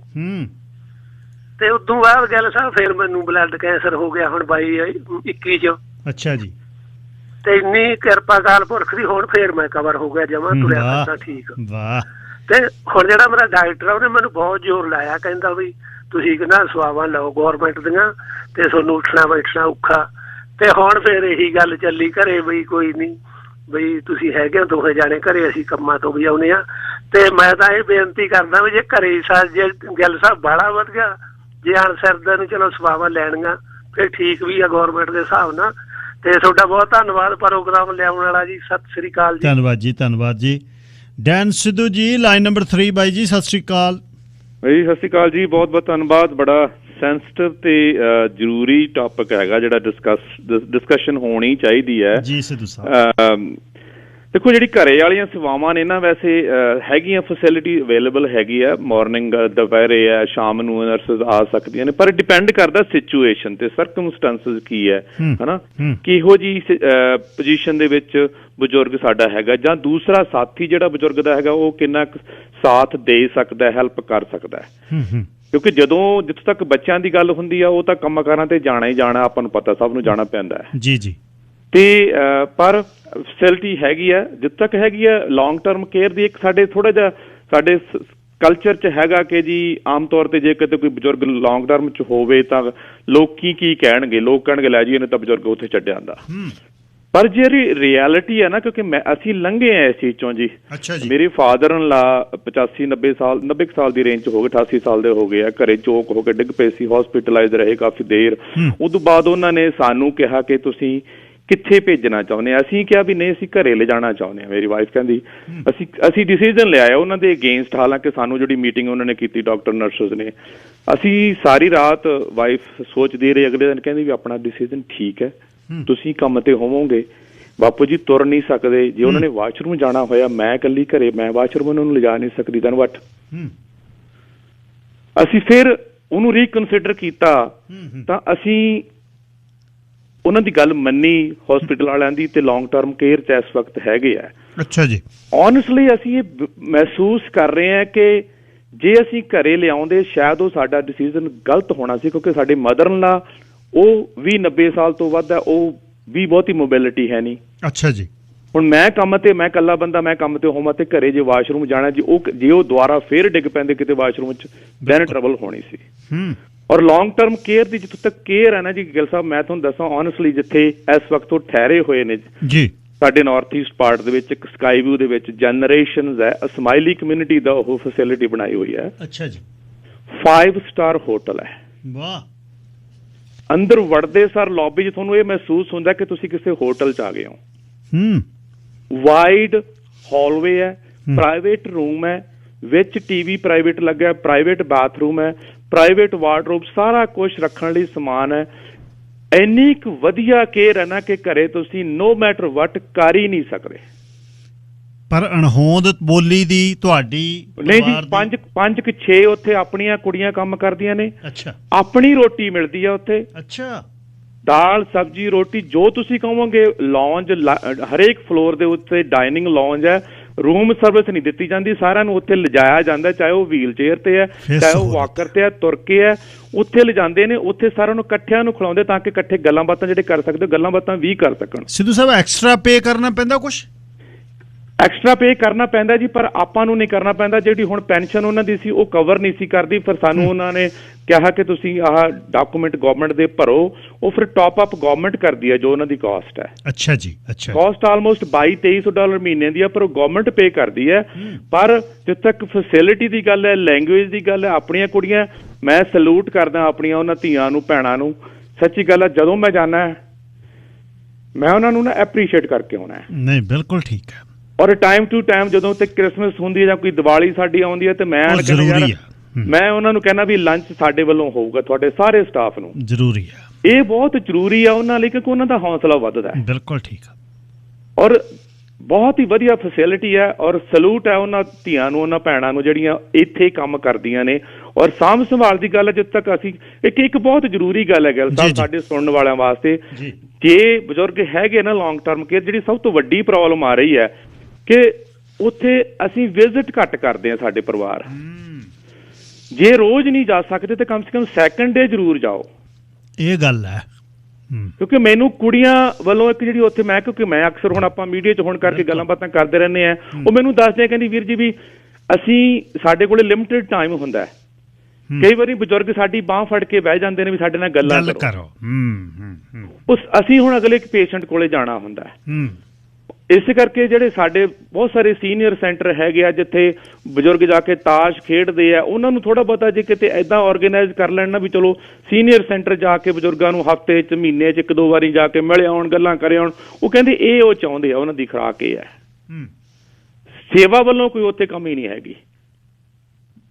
ਜਿਹੜੀ ਫੈਸਿਲਿਟੀ ਦੀ ਮੈਂ ਗੱਲ ਕਰਦਾ ਉੱਥੇ ਨਹੀਂ ਕੋਈ ਕਮੀ, ਕਮ ਸੇ ਕਮ ਹੈਗਾ। ਠੀਕ ਹੈ, ਕੁਛ ਫੈਸਿਲਿਟੀਆਂ ਇਹੋ ਜਿਹੀਆਂ ਹੈਗੀਆਂ ਜਿੱਥੇ ਨਹੀਂ ਫੂਡ ਤੁਹਾਨੂੰ ਮਿਲਦਾ, ਨਹੀਂ ਕਲਚਰ ਮਿਲਦਾ। ਹੁਣ ਤੁਸੀਂ ਹੈਰਾਨ ਹੋਵੋਗੇ, ਟੀਵੀ ਦੇ ਉੱਤੇ 24 ਘੰਟੇ ਪੰਜਾਬੀ ਪ੍ਰੋਗਰਾਮ ਚੱਲਦਾ ਹੈ, ਚਾਹੇ ਫਿਲਮਾਂ ਚੱਲਦੀਆਂ ਨੇ, ਆਪਣੇ ਜਿੰਨੇ ਟੀਵੀ ਪ੍ਰੋਗਰਾਮ ਹੁੰਦੇ ਸਾਰੇ ਚੱਲਦੇ ਆ ਉੱਥੇ। ਔਰ ਕੀ ਟਾਈਮ ਟੂ ਟਾਈਮ ਉਹ ਕੀਰਤਨ ਲਾਉਂਦੇ ਨੇ, ਦਰਬਾਰ ਸਾਹਿਬ ਤੋਂ ਪ੍ਰੋਗਰਾਮ ਆ ਰਿਹਾ ਉਹ ਲਾਉਂਦੇ ਨੇ। ਫਿਰ ਤਾਂ ਜੀ ਬਹੁਤ ਬਹੁਤ ਠੀਕ ਹੈ, ਫਿਰ ਤਾਂ ਬਹੁਤ ਠੀਕ ਹੈ। ਸਿੱਧੂ ਸਾਹਿਬ ਥੈਂਕ ਯੂ ਜੀ। ਡੈਨ ਸਿੱਧੂ ਜੀ ਗੱਲ ਕਰ ਰਹੇ ਸੀ, ਕਹਿ ਕਰਿਓ। Star Sukhdev Singh ji line number 4। Gill ਭਾਜੀ ਸਤਿ ਸ਼੍ਰੀ ਅਕਾਲ ਜੀ। ਸਤਿ ਸ਼੍ਰੀ ਅਕਾਲ ਵੀਰੇ, ਮੈਂ ਸੁਖਦੇਵ ਸਿੰਘ ਵਿਰਕ ਬੋਲਦਾ ਪਿਆ। ਜਿਹੜੇ ਪਿਛਲੇ ਭਾਜੀ ਗੱਲ ਕਰਕੇ ਗਏ ਨੇ, ਮੈਂ 100% ਸਟੈਂਪ ਲਾਣਾ ਉਹਦੇ ਤੇ, ਕਿਉਂਕਿ ਮੈਂ ਇਸੇ ਫੀਲਡ ਦੇ ਵਿੱਚ ਆ। ਮੈਂ ਆਏ ਸਾਲ ਕੇਅਰ ਹੋਮਾਂ ਦੀਆਂ ਸਾਰਿਆਂ ਦੀ ਇੰਸਪੈਕਸ਼ਨ ਵਗੈਰਾ ਕਰਦਾ ਰਹਿਣਾ, ਫਾਇਰ ਐਂਡ ਸੇਫਟੀ ਦੀ। ਜੋ ਸਹੂਲਤ ਮਿਲਦੀ ਹੈ ਨਾ ਉੱਥੇ ਬਜ਼ੁਰਗਾਂ ਨੂੰ, ਤੁਸੀਂ ਬਿਲੀਵ ਨਹੀਂ ਕਰ ਸਕਦੇ ਭਾਜੀ। ਪਿਛਲੇ ਕੱਲ੍ਹ ਕਹਿ ਕੇ ਗਏ ਨੇ, ਇੰਨਾ ਚੰਗਾ ਮਤਲਬ ਹੈ ਉੱਥੇ ਸਿਸਟਮ ਸਾਰਾ ਕੁਝ। ਬਾਕੀ ਗੱਲ ਜੀ, ਜਿਹੜਾ ਟਾਈਮ ਹੁੰਦਾ ਉਹ ਤੇ ਲਿਮਿਟਡ ਟਾਈਮ ਹੀ, ਭਾਵੇਂ ਕਿੱਥੇ ਚਲੇ ਜਾਓ ਤੁਸੀਂ, ਕਿਤੇ ਵੀ ਜਾਓ। ਪੌਣਾ ਘੰਟਾ, ਜਿਹੜਾ ਅੱਧਾ ਘੰਟਾ ਉਹਨਾਂ ਨੂੰ ਸਵੀਟਾਂ ਦੇ ਵਿੱਚ ਦੇਣਾ। ਉਹ ਜਿਹੜੇ ਮੈਂ ਵੀ ਸਵੀਟ ਜਾਂਦਾ ਵਾ ਉਹਨਾਂ ਦੇ ਕਮਰਿਆਂ ਦੇ ਵਿੱਚ, ਮਤਲਬ ਵੀ ਬਹੁਤ ਚੰਗਾ ਲੱਗਦਾ। ਮੇਰੀ ਆਦਤ ਹੈ ਕਿ ਉਹਨਾਂ ਨਾਲ ਗੱਲ ਕਰਾਂ, ਥੋੜਾ ਬਹੁਤ ਸੁੱਖ ਦੁੱਖ ਕਰੀਏ। ਪਰ ਸਾਡੇ ਕੋਲ ਵੀ ਜਿਵੇਂ ਪਹਿਲੇ ਕਾਲਰ ਕਹਿ ਗਏ ਨੇ ਕਿ ਲਿਮਿਟਡ ਟਾਈਮ ਹੁੰਦਾ, ਸਾਡੇ ਕੋਲ ਵੀ। ਤੇ ਇੱਕ ਵੱਡੀ ਗੱਲ ਹੈ ਜਿਹੜੀ, ਕਿਉਂਕਿ ਮੇਰੀ ਬਿਟੀਆ ਕੰਮ ਕਰਦੀ ਹੈ ਕਮਿਊਨਿਟੀ ਹੈਲਥ ਵਰਕਰ ਤੇ ਨਿਊ ਵੈਸਟ ਏਰੀਆ 'ਚ ਕੰਮ ਕਰਦੀ ਹੈ, ਫਰੇਜਰ ਹੈਲਥ ਤੇ। ਜਿਹੜਾ ਉਹਨਾਂ ਦਾ ਕੰਮ ਹੈ ਨਾ, ਜਿਹੜਾ ਉੱਥੇ ਕੰਮ ਕਰਦੀਆਂ ਭਾਜੀ, ਉਹਨਾਂ ਨੇ ਨਾ ਪੂਰਾ ਕੈਜੂਅਲ ਦਿੱਤਾ ਹੈ ਵੀ ਇੱਕ ਪੇਸ਼ੈਂਟ ਦਾ ਕੀ ਕਰਨਾ ਤੁਸੀਂ। ਹਰ ਇੱਕ ਚੀਜ਼ ਉਹਨਾਂ ਨੂੰ ਕੰਮ ਕਰਕੇ ਕੰਪਲੀਟ ਕਰਕੇ ਉਹਨਾਂ ਦੇ ਟਿਕ ਮਾਰ ਕਰਨਾ ਪੈਂਦਾ ਹੈ। ਅੱਧਾ ਪੌਣਾ ਘੰਟਾ ਜਿੰਨਾ ਵੀ ਮਿਲਦਾ ਉਹਦੇ ਵਿੱਚ ਉਹਨਾਂ ਵਿਚਾਰਿਆਂ ਕੋਲ ਥੋੜਾ ਬਹੁਤ ਟਾਈਮ ਹੁੰਦਾ ਹੈ ਕਿ ਜਿਹੜਾ ਉਹਨਾਂ ਦੀ ਐਕਸਟਰਾ ਹੈਲਪ ਕਰ ਸਕੀਏ, ਜੋ ਬਜ਼ੁਰਗ ਚਾਹੁੰਦੇ ਨੇ। ਬਿਲਕੁਲ ਠੀਕ ਹੈ। ਕਾਫੀ ਕੁੜੀਆਂ ਕਰਦੀਆਂ ਵੀ ਨੇ, ਐਸੀ ਗੱਲ ਨਹੀਂ ਕਿ ਕਰਦੀਆਂ ਵੀ ਨੇ। ਆਪਣੇ ਟਰੈਵਲ ਟਾਈਮ ਦੇ ਵਿੱਚੋਂ ਕੱਢ ਕੇ, ਜਿਹੜੀ ਬੀਤੀਆਂ ਨੇ ਮੈਟਰਨਿਟੀ ਲੀਵ ਜਾਣਾ ਸੀ ਭਾਜੀ, ਪੇਸ਼ੈਂਟ ਕਹਿੰਦੇ, ਜਿਹੜੇ ਬਜ਼ੁਰਗ ਕਹਿੰਦੇ ਸੀ ਬਈ ਅਸੀਂ ਰਿਕੁਐਸਟ ਕਰਾਂਗੇ ਵੀ ਦੁਬਾਰਾ ਤੂੰ ਹੀ ਆਏ ਸਾਡੇ ਕੋਲ। ਬਹੁਤ ਸੋਹਣੀਆਂ ਸਰਵਿਸ ਆਪਣੀਆਂ ਕੁੜੀਆਂ ਦਿੰਦੇ ਨੇ, ਤੁਸੀਂ ਬਿਲੀਵ ਨਹੀਂ ਕਰ ਸਕਦੇ। ਇਨ ਸਵੀਟ ਵੀ ਕਮਿਊਨਿਟੀ ਹੈਲਥ ਵਰਕਰ ਵੀ ਜਾ ਕੇ, ਜਿਹੜੇ ਕੇਅਰ ਹੋਮਾਂ ਦੇ ਵਿੱਚ ਵੀ ਆਪਣੀਆਂ ਕੁੜੀਆਂ, ਭਾਵੇਂ ਲਾਉਂਡਰੀ ਵਾਲੀਆਂ, ਭਾਵੇਂ ਖਾਣਿਆਂ 'ਚ, ਡਾਈਨਿੰਗ ਏਰੀਆ 'ਚ, ਬਹੁਤ ਜ਼ਿਆਦਾ ਕੇਅਰ ਕਰਦੀਆਂ ਨੇ, ਤੁਸੀਂ ਬਿਲੀਵ ਨਹੀਂ ਕਰ ਸਕਦੇ। Thank you Virk Sahib, thank you. Cancer ਭੈਣ ਜੀ, ਸਲਾਮ ਅਲੈਕਮ। ਜੀ ਵਾਲੇਕਮ ਸਲਾਮ ਭਾਈ ਜੀ। ਭੈਣ ਜੀ ਹਾਂਜੀ, ਮੈਂ ਸੁਣ ਰਹੀ ਸੀ ਵਾਕਿਆ ਹੀ ਵੀ ਇੱਥੇ ਬਜ਼ੁਰਗਾਂ ਨੂੰ ਹੋਰ ਵੀ ਦੇਣੀਆਂ ਚਾਹੀਦੀਆਂ। ਹੈ ਵੀ, ਅੱਲਾ ਦਾ ਸ਼ੁਕਰ ਕਰੋ, ਹੈ ਵੀ ਸਹੂਲਤਾਂ ਹੋਰ ਵੀ ਮਿਲਣੀਆਂ ਚਾਹੀਦੀਆਂ ਜਿਨ੍ਹਾਂ ਨੇ ਇੱਥੇ ਕੰਮ ਕੀਤਾ। ਲੇਕਿਨ ਇੱਕ ਭਾਈ ਨੇ ਇਹ ਕਿਹਾ ਕਿ ਯੂਕਰੇਨ 'ਚ ਜਾ ਕੇ 50 ਮਿਲੀਅਨ ਦੇ ਆ। ਉਹ ਯੂਕਰੇਨ ਨੂੰ ਤੜਵਾਇਆ ਕਿੰਨੇ, ਖਾਕ ਦਾ ਢੇਰ ਬਣਾਇਆ ਕਿੰਨੇ, ਕਿਹਨਾਂ ਦੀ ਖਾਤਰ ਉਹ ਬੜਿਆ ਵੇ। ਇਹ ਨਾ ਕਦੀ ਵੀ ਕਹੋ। ਉਹਨਾਂ ਦੀ ਸੂਰਤ ਹਾਲ ਦੇਖੋ, ਉਹਨਾਂ ਦੀ ਆਬਾਦੀ ਬਰਬਾਦ ਹੋ ਗਈ, ਉਹਨਾਂ ਦਾ ਮੁਲਕ ਬਰਬਾਦ ਹੋ ਗਿਆ। ਔਰ ਇਹਨਾਂ ਨੇ ਚੈੱਕ ਕਰ ਲਿਆ ਰੂਸ ਦੀ ਤਾਕਤ ਨੂੰ। ਇਹ ਸਿਰਫ ਬੋਤਲ 'ਚ ਪਾ ਕੇ ਘਿਓ ਦੀ ਰੋਟੀ ਚੋਪੜਨ ਲਿਆ। ਉਹਨਾਂ ਦੀ ਜਿੰਨੀ ਉਹਨਾਂ ਦੀ ਜ਼ਾਤੀ ਤੌਰ ਤੇ ਨੁਕਸਾਨ ਹੋ ਗਿਆ, 100 ਸਾਲ ਤੱਕ ਨਹੀਂ ਪੂਰਾ ਹੋਣਾ। ਔਰ ਇਹਨਾਂ ਨੂੰ ਤੇ ਚਾਹੀਦਾ ਸੀ ਫੌਰਨ ਜਾਂਦੇ, ਲੈ ਕੇ ਫੌਜਾਂ ਜਾਂਦੇ, ਤਾਂ ਕਿ ਯੂਕਰੇਨ ਇਹਨਾਂ ਨੇ ਬਸ ਦੇਤਾ ਜੀ ਅਸਲਾ ਦੇਤਾ ਆ ਕਰਤਾ ਹੌਲੀ ਹੌਲੀ ਸਟੈਪ ਕਰਕੇ ਉਹਨਾਂ ਜਿਵੇਂ ਕਤਰਾ ਕਿਸੇ ਪਿਆਸੇ ਦੇ ਮੂੰਹ 'ਚ ਪਾਣੀ ਪਾਉਣਾ ਹੁੰਦਾ। ਹੁਣ ਜਿਸ ਵੇਲੇ ਉਹਦੀ ਬਿਲਕੁਲ ਬਰਬਾਦੀ ਹੋ ਗਈ ਹੈ ਤੇ ਹੁਣ ਇਹਨਾਂ ਨੇ ਥੋੜਾ ਬਹੁਤ ਮੱਖਣ ਤੇ ਲਾਉਣਾ ਹੀ ਹੈ, ਕਿਉਂਕਿ ਇਹਨਾਂ ਦੀ ਆਪਣੀ ਬੇਇੱਜ਼ਤੀ ਹੈ ਇਤਿਹਾਦੀਆਂ ਦੀ ਕਿ ਰੂਸ ਦੇ ਅੱਗੇ ਇਹ ਘੁਟਨੇ ਟੇਕ ਗਿਆ। ਇਹ ਹੁਣ ਉਹ ਚੀਜ਼ ਸ਼ਿਕਸਤ ਨੂੰ ਕਬੂਲ ਕਰਨ ਦੀ ਬਜਾਏ ਬਸ ਉਹਨੂੰ ਅੱਗੇ ਕਰੀ ਜਾਂਦੇ, ਅਸੀਂ ਤੇਰੇ ਨਾਲ ਤੂੰ ਲੜ ਉਹਨਾਂ ਨੂੰ ਨਾ ਕਹੋ। ਉਹਨਾਂ ਦੇ ਇਸ ਵਕਤ ਉਹ ਇਨਸਾਨੀ ਹਮਦਰਦੀ ਦਾ ਕੇਸ ਹੈ ਕਿ ਬੇਵਜ੍ਹਾ ਉਹ ਵਿਚਾਰੇ ਮਾਰੇ ਗਏ। ਅੱਲਾ ਉਹਨਾਂ ਦੀਆਂ ਵੀ ਮੁਸ਼ਕਲਾਂ ਆਸਾਨ ਕਰੇ ਤੇ ਇੱਥੇ ਵੀ ਕਰੇ ਤੇ ਰੂਸ ਨੂੰ ਵੀ ਥੋੜੀ ਜਿਹੀ ਦੇ ਦੇਵੇ ਮੱਤ ਕੇ ਬਸ ਕਰੇ। ਲੇਕਿਨ ਰੂਸ ਵਾਲੇ ਆ ਉਹਨੇ ਹੁਣ ਦੇਖ ਲਓ ਤੇਲ ਦਾ ਹਥਿਆਰ ਇਸਤੇਮਾਲ ਕਰ ਲਿਆ ਜੀ। ਹਾਂ, ਔਰ ਇਹਨਾਂ 'ਚ ਇੰਨੀ ਨਹੀਂ ਹੈਗੀ ਕੁਛ ਕਰਨ। ਹੁਣ ਇੱਥੇ ਥੋੜਾ ਹੁਣ ਤੇ ਗੈਸ ਦੀਆਂ ਕੀਮਤਾਂ ਕਿੱਥੇ ਤੱਕ ਪਹੁੰਚ ਗਈਆਂ। ਬਿਲਕੁਲ ਠੀਕ ਹੈ ਜੀ। ਆਮ ਲੋਕ ਰੋਣ ਡੈ ਹੁਣ, ਅਸੀਂ ਗੱਡੀ ਅਫੋਰਡ ਹੀ ਨਹੀਂ ਕਰ ਸਕਦੇ। ਇੱਥੇ ਲੋਕ ਤੰਗ ਨਹੀਂ ਹੋ ਗਏ? ਬਿਲਕੁਲ ਹੋ ਗਏ ਜੀ। ਹਾਂਜੀ, ਤੇ ਅਸੀਂ ਇੰਨੀ ਤੰਗੀ ਬਰਦਾਸ਼ਤ ਨਹੀਂ ਕਰਦੇ ਜਿਨ੍ਹਾਂ ਦੇ ਉੱਤੇ ਡਾਇਰੈਕਟ ਅੱਗ ਬਰਸਣ ਡਈ ਹੈ। ਉਹਨਾਂ ਵਾਸਤੇ ਦੁਆ ਕਰਨੇ ਆ ਕਿ ਅੱਲਾ ਉਹਨਾਂ ਦੀ ਮੁਸ਼ਕਿਲ ਆਸਾਨ ਕਰੇ। ਇਹ ਜਿਹੜਾ ਹੁਣ ਹੋ ਰਿਹਾ ਵੇ ਕੁਛ ਅੱਗ ਦਾ ਖੇਲ, ਇਹਨੂੰ ਅੱਲਾ ਬੰਦ ਕਰੇ। ਸ਼ੁਕਰੀਆ ਜੀ ਟਾਈਮ ਦੇਣ ਦਾ। ਧੰਨਵਾਦ ਭੈਣ ਜੀ, ਧੰਨਵਾਦ। ਅਗਲੇ ਕਾਲਰ ਸਰਾਰ ਸਾਹਿਬ ਨਾਲ ਗੱਲ ਕਰਨ ਤੋਂ ਪਹਿਲਾਂ ਮੈਂ ਦੱਸ ਦਿਆਂ ਕਿ ਸਰਕਾਰੀ ਸਹੂਲਤ ਜਿਹੜੀ ਮਿਲਦੀ ਹੈ ਉਦੋਂ ਅੱਗੇ ਪ੍ਰਾਈਵੇਟ ਕੰਪਨੀਆਂ ਵੀ ਨੇ ਜਿਹੜੀਆਂ ਤੁਸੀਂ ਹਾਇਰ ਕਰ ਸਕਦੇ ਹੋ। ਵੀ ਸਾਨੂੰ ਭਾਈ 1.5 ਘੰਟਾ ਇੱਕ ਪ੍ਰਾਈਵੇਟ ਹੋਰ ਚਾਹੀਦੀ, ਲੈ ਜਾਏਗਾ $40-50। ਗੱਲ ਕਿਹੜੀ ਹੈ? $1500-1800 ਜੇ ਕੋਲੋਂ ਲਾ ਦੋਗੇ ਮਾਪੇ ਤਾਂ ਸਾਂਭੇ ਜਾਣਗੇ, ਜੇ ਤੁਸੀਂ ਆਪ ਨਹੀਂ ਸਾਂਭ ਸਕਦੇ ਤਾਂ ਉਹ ਸਭ ਕੁਛ ਸਹੂਲਤ ਹੈ। ਸਰ ਜਸਵੀਰ ਸਿੰਘ ਜੀ ਤੁਸੀਂ ਏਅਰ ਤੇ ਹੋ। ਧੰਨਵਾਦ ਸਰਦਾਰ ਜੀ, ਬਹੁਤ ਸੰਜੀਦਾ ਵਿਸ਼ਾ ਤੁਸੀਂ ਲਿਆਂਦਾ, ਇਹਦੇ ਲਈ ਤੁਹਾਨੂੰ ਵਧਾਈ ਹੈ। ਮੈਂ ਇਹਦੇ ਦੋ ਪਹਿਲੂ ਹੋਰ ਕਰਨੇ ਚਾਹੁੰਦਾ। ਸਰਦਾਰ ਹੁਣੀ ਗੱਲ ਕਰਕੇ ਗਏ ਸੀ ਕਿਸੇ ਹੋਰ ਕਮਿਊਨਿਟੀ ਦੇ ਲੰਮੇ ਸਮੇਂ ਦੀ ਰਿਹਾਇਸ਼ੀ ਜਗ੍ਹਾ ਤੇ ਉਹਨਾਂ ਦਾ ਕੋਈ ਪਰਿਵਾਰਕ ਮੈਂਬਰ ਰਹਿ ਰਿਹਾ। ਹਾਂਜੀ, ਮੈਂ ਮਹਿਸੂਸ ਕਰਦਾ ਵੀ ਸਾਨੂੰ ਇਹ ਚੀਜ਼ਾਂ ਦੀ ਖਾਹਿਸ਼ ਵਿੱਚ ਜਾਂ ਸਾਡੇ ਉਦਮ ਵਿੱਚ ਇਹ ਗੱਲਾਂ ਕਿਉਂ ਨਹੀਂ ਆ ਰਹੀਆਂ ਐਜ ਏ ਭਾਈਚਾਰਾ। ਇਹ ਵੱਡਾ ਸਵਾਲ ਆ ਸਾਡੇ ਸਾਹਮਣੇ। ਕੀ ਅਸੀਂ ਜਿਹੜੇ ਹੁਣ ਇੱਥੇ ਕੰਮ ਕਰਦੇ ਆ, ਅਸੀਂ ਬਜ਼ੁਰਗ ਨਹੀਂ ਹੋਣਾ, ਸਾਨੂੰ ਲੋੜ ਨਹੀਂ ਪੈਣੀ, ਜਾਂ ਅਸੀਂ ਇਹਨਾਂ ਹਾਲਾਤਾਂ ਵਿੱਚ ਦੀ ਨਹੀਂ ਗੁਜ਼ਰਨਾ? ਬਿਲਕੁਲ ਗੁਜ਼ਰ, ਅਸੀਂ ਵੀ ਜਾਣਾ ਹੈ। ਅਸੀਂ ਇਹ ਮਹਿਸੂਸ ਕਰਦੇ ਆ, ਮੈਂ ਹੁਣ ਮਹਿਸੂਸ ਕਰਦਾ ਸੀ ਵੀ ਪਿੰਡ ਰਹਾਂਗੇ ਜਦੋਂ ਵੀ ਚਲੋ ਹੋ ਗਿਆ ਪਿੰਡ, ਪਰ ਪਿੰਡ ਦੇ ਵਿੱਚ ਜਾ ਕੇ ਤੁਹਾਨੂੰ ਏਦਾਂ ਦੀਆਂ ਸਹੂਲਤਾਂ ਔਰ ਏਦਾਂ ਦੇ ਸੁੱਖ ਪ੍ਰਾਪਤ ਹੋ ਜਾਣਗੇ ਚਾਹੇ ਤੁਹਾਡੇ ਕੋਲ ਜਿੰਨਾ ਮਰਜ਼ੀ ਪੈਸਾ ਹੋਵੇ ਜੀ। ਇਹ ਚੀਜ਼ਾਂ ਸਾਨੂੰ ਵਿਚਾਰਨ ਦੀ ਲੋੜ ਹੈ। ਮੈਂ ਗੁਜ਼ਾਰਿਸ਼ ਕਰਦਾ ਕਿ ਜਿਹੜੇ ਸੰਜੀਦਾ ਤੌਰ ਦੇ ਉੱਤੇ ਮਨੁੱਖਵਾਦੀ ਸੋਚ ਦੇ ਆਉਣ ਵਾਲੀ ਜਨਰੇਸ਼ਨ ਦੇ ਜਿਹੜੇ ਅਸੀਂ ਲੋਕ ਇੱਥੇ ਸੁਣਦੇ ਨੇ ਜਾਂ ਮਹਿਸੂਸ ਕਰਦੇ ਨੇ, ਮਾਲਕ ਨੇ ਉਹਨਾਂ ਨੂੰ ਖੁਸ਼ਹਾਲੀ ਦਿੱਤੀ ਹੈ। ਇਹ ਵੀ ਇੱਕ ਬਿਜ਼ਨਸ ਹੈ, ਲੇਕਿਨ ਬਿਜ਼ਨਸ ਦੇ ਨਾਲ ਨਾਲ ਕੌਮ ਨੂੰ ਤੇ ਆਪਣੇ ਭਾਈਚਾਰੇ ਨੂੰ ਸਹੂਲਤਾਂ ਦੇਣੀਆਂ ਦੇ ਨਾਲੇ ਪੈਸਾ ਮਿਲਦਾ ਇਹਦੇ ਚੋਂ, ਸਰਕਾਰਾਂ ਮਦਦ ਕਰਦੀਆਂ ਨੇ। ਸਾਨੂੰ ਏਦਾਂ ਦੀ ਸੋਚ ਵਿਚਾਰ ਦੇ ਉੱਤੇ ਕੰਮ ਕਰਨ ਦੀ ਲੋੜ ਹੈ। ਉਹਦੇ ਵਿੱਚ ਸਾਡੇ ਬੱਚੇ ਨੌਕਰੀ ਵੀ ਕਰ ਸਕਦੇ ਨੇ, ਸਾਡੇ ਪਰਿਵਾਰਾਂ ਦੀਆਂ ਜਿਹੜੀਆਂ ਲੋੜਾਂ ਪੂਰੀਆਂ ਹੋ ਸਕਦੀਆਂ। ਅਸੀਂ ਦੋ ਕਿਸਮ ਦੀ ਸਰਦਾਰ ਬਹਾਦਰ ਇੱਥੇ ਜ਼ਿੰਦਗੀ ਜਿਉਂਦੇ ਆ ਜੀ। ਇੱਕ ਅਸੀਂ ਇਹ ਜਿਉਂਦੇ ਆ ਕਿ ਅਸੀਂ ਇਸ ਮੁਲਕ ਦੀਆਂ ਜਿਹੜੀਆਂ ਲੋੜਾਂ ਨੇ ਉਹਨਾਂ ਨੂੰ ਜ਼ਰੂਰਤ ਮੁਤਾਬਕ ਵਰਤ ਸਕੀਏ, ਲੇਕਿਨ ਉਹਨਾਂ ਦੀ ਵਰਤੋਂ ਦੇ ਵਿੱਚ ਅਸੀਂ ਆਪਣੇ ਪੇਂਡੂ ਵਿਹਾਰ ਨੂੰ ਠੋਕਣਾ ਚਾਹੁੰਦੇ ਆ, ਠੋਕਣਾ ਚਾਹੁੰਦੇ ਆ। ਸਾਡਾ ਪੇਂਡੂ ਵਿਹਾਰ ਇਹਨਾਂ ਸਹੂਲਤਾਂ ਦੇ ਵਿੱਚ ਫਿੱਟ ਨਹੀਂ ਹੁੰਦਾ। ਉਹਦਾ ਕਾਰਨ ਇਹ ਆ ਕਿ ਇਹਨਾਂ ਦਾ ਵਰਤਾਰਾ ਤੇ ਸਾਡੇ ਵਰਤਾਰੇ ਵਿੱਚ ਅੰਤਰ ਹੈ। ਹੁਣ ਅਸੀਂ ਵਰਤਾਰੇ ਨੂੰ ਜੇ ਕਰਨਾ, ਫਿਰ ਅਸੀਂ ਆਪਣੇ ਮਾਂ-ਬਾਪ ਨੂੰ ਘਰੇ ਕਿਉਂ ਨਹੀਂ ਰੱਖਦੇ? ਉਦੋਂ ਵੀ ਸਾਡੀਆਂ ਜ਼ਰੂਰਤਾਂ ਜਿਹੜੀਆਂ ਨੇ ਉਹ ਪੂਰੀਆਂ ਨਹੀਂ ਹੁੰਦੀਆਂ। ਫਿਰ ਉੱਥੇ ਜਿਹੜਾ ਸਾਡਾ ਆਪਣਾ ਪੇਂਡੂ ਵਿਚਾਰਧਾਰਾ ਉਹ ਕੰਮ ਬਿਲਕੁਲ ਨਹੀਂ ਕਰ ਸਕਦੀ। ਸਾਨੂੰ ਜਦੋਂ ਅਸੀਂ ਮੁਲਕ ਬਦਲਦੇ ਹਾਂ, ਮੁਲਕ ਦੇ ਤੌਰ ਤਰੀਕਿਆਂ ਨਾਲ ਜੀਵਨ ਦੀ ਸੁਚੱਜੀ ਜਿਹੜੀ ਜਾਂਚ ਹੈ ਉਹਦੇ ਮੁਤਾਬਕ ਸਾਨੂੰ ਬਦਲਣਾ ਚਾਹੀਦਾ। ਔਰ ਸਾਨੂੰ ਆਉਣ ਵਾਲੇ ਭਵਿੱਖ ਵਿੱਚ ਕਿਹੜੀਆਂ ਲੋੜਾਂ ਹੋਣਗੀਆਂ ਉਹਨਾਂ ਦੇ ਉੱਤੇ ਬੜੀ ਇਮਾਨਦਾਰੀ ਨਾਲ, ਸੰਜੀਦਗੀ ਨਾਲ ਵਿਚਾਰ ਕਰਨ ਦੀ ਲੋੜ ਹੈ। ਔਰ ਜਿਹੜੀਆਂ ਕੌਮਾਂ, ਜਿਹੜੇ ਲੋਕ ਇਹਨਾਂ ਨੂੰ ਸਮੇਂ ਤੋਂ ਪਹਿਲਾਂ ਜਾਣ ਕੇ ਉਹਨਾਂ ਦੇ ਉੱਤੇ ਆਪਣੇ ਕਦਮ ਚੱਕਦੇ ਨੇ, ਉਹਨਾਂ ਦਾ ਆਉਣ ਵਾਲਾ ਭਵਿੱਖ ਜਿਹੜਾ ਉਹ ਬਹੁਤ ਖੁਸ਼ਹਾਲ ਹੁੰਦਾ ਹੈ। ਔਰ ਸਾਨੂੰ ਇੱਧਰ ਦੇਖਣ ਦੀ ਲੋੜ ਹੈ। ਧੰਨਵਾਦ ਸਰਦਾਰ। ਧੰਨਵਾਦ ਜੀ, ਬਹੁਤ ਬਹੁਤ ਕੋਸ਼ਿਸ਼ ਕਰਾਂਗਾ ਜੀ ਆਉਣ ਵਾਲੇ ਦਿਨਾਂ 'ਚ ਕਿ ਇੱਕ ਵਿਸ਼ਾ ਲੈ ਕੇ ਆਵਾਂ ਕਿ ਅਸੀਂ ਆਪਣੇ ਬੁਢਾਪੇ ਦੀ ਕੀ ਪਲੈਨਿੰਗ ਕੀਤੀ ਹੈ। ਮੈਂ ਤਾਂ ਇਸ ਗੱਲ ਦਾ ਧਾਰਨੀ ਆ ਵੀ 40-50 ਘਰ ਨੇ ਜਿਹੜੇ ਇੱਕ ਨੇਬਰਹੁੱਡ 'ਚ, ਉੱਥੇ ਘੱਟੋ ਘੱਟ ਰਲ ਕੇ 50 ਜਣੇ ਥੋੜ੍ਹੇ ਥੋੜ੍ਹੇ ਪਾ ਕੇ ਕੱਖ ਵੀ ਨਹੀਂ, ਘੱਟੋ ਘੱਟ ਇੱਕ ਕਮਿਊਨਿਟੀ ਸੈਂਟਰ ਇੱਕ ਘਰ ਹੀ ਲੈ ਲਓ ਉੱਥੇ ਸਾਂਝਾ, ਇੱਕ ਰੈਂਚਰੇ ਲੈ ਲਓ ਜਿੱਥੇ ਰਲ ਕੇ ਤਾਂ ਬੈਠ ਸਕੋ। ਸੋ ਇਹ ਹੈ ਜਾਂ ਮੈਂ ਜਿਵੇਂ ਬਾਈ ਜੀ ਕਹਿ ਗਏ ਨੇ ਸਾਰਿਆਂ ਦੇ ਮਨ 'ਚ ਮੈਂ ਵੀ ਉਸ ਲਾਈਨ 'ਚ ਖੜਾ ਵੀ ਮੈਂ ਤਾਂ ਬੁਢਾਪੇ 'ਚ ਪਿੰਡ ਰਹਿਣਾ ਜਾ ਕੇ, ਪਰ ਕੀ ਉਸ ਸਮੇਂ ਸਹੂਲਤਾਂ ਤੋਂ ਸੱਖਣੇ ਆਪਾਂ ਰਹਿ ਸਕਦੇ ਹਾਂ ਉੱਥੇ, ਜਾਂ ਉਸ ਦੀ ਵੀ ਕੀ ਪਲਾਨ ਹੈਗਾ? ਇਹ ਚੀਜ਼ਾਂ ਨੇ ਸਾਰੀਆਂ, ਪਲਾਨ ਤਾਂ ਕੁਛ ਕਰਨਾ ਪੈਣਾ ਨਾ। ਮੈਂ ਕੋਸ਼ਿਸ਼ ਕਰਾਂਗਾ ਜੀ ਇਸ ਨੂੰ ਫੇਰ ਵਿਚਾਰਨ ਦੀ, ਅਤੇ ਪਾਸਪੋਰਟ ਆਫਿਸਿਸ ਦੇ ਵਿੱਚ ਬੜਾ ਔਖਾ ਹੋਇਆ ਪਿਆ ਭਾਈਚਾਰੇ ਨੂੰ ਕੈਨੇਡੀਅਨ ਪਾਸਪੋਰਟ ਲਈ, ਬਹੁਤ ਲੰਬੀ ਉਡੀਕ ਹੈ ਇਹਦੇ 'ਤੇ। ਕੱਲ੍ਹ ਮੈਂ ਫੇਰ ਇਸ ਵਿਸ਼ੇ 'ਤੇ ਗੱਲਬਾਤ ਕਰਨੀ ਚਾਹੁੰਦਾ ਹਾਂ ਬਈ ਇਹਦਾ ਹੱਲ ਕੀ ਹੈ। $400 $500 $500 ਦੀਆਂ ਫੇਸਬੁੱਕ 'ਤੇ ਐਡਸ ਪੈ ਰਹੀਆਂ ਜਗ੍ਹਾ ਮੜਕਣ ਲਈ। ਕੱਲ੍ਹ ਨੂੰ ਫੇਰ ਇਸ 'ਤੇ ਗੱਲਬਾਤ ਕਰਾਂਗੇ। ਜੀ ਕੱਲ੍ਹ ਨੂੰ ਮਿਲਦੇ ਹਾਂ ਫਿਰ, ਰੱਬ ਰਾਖਾ।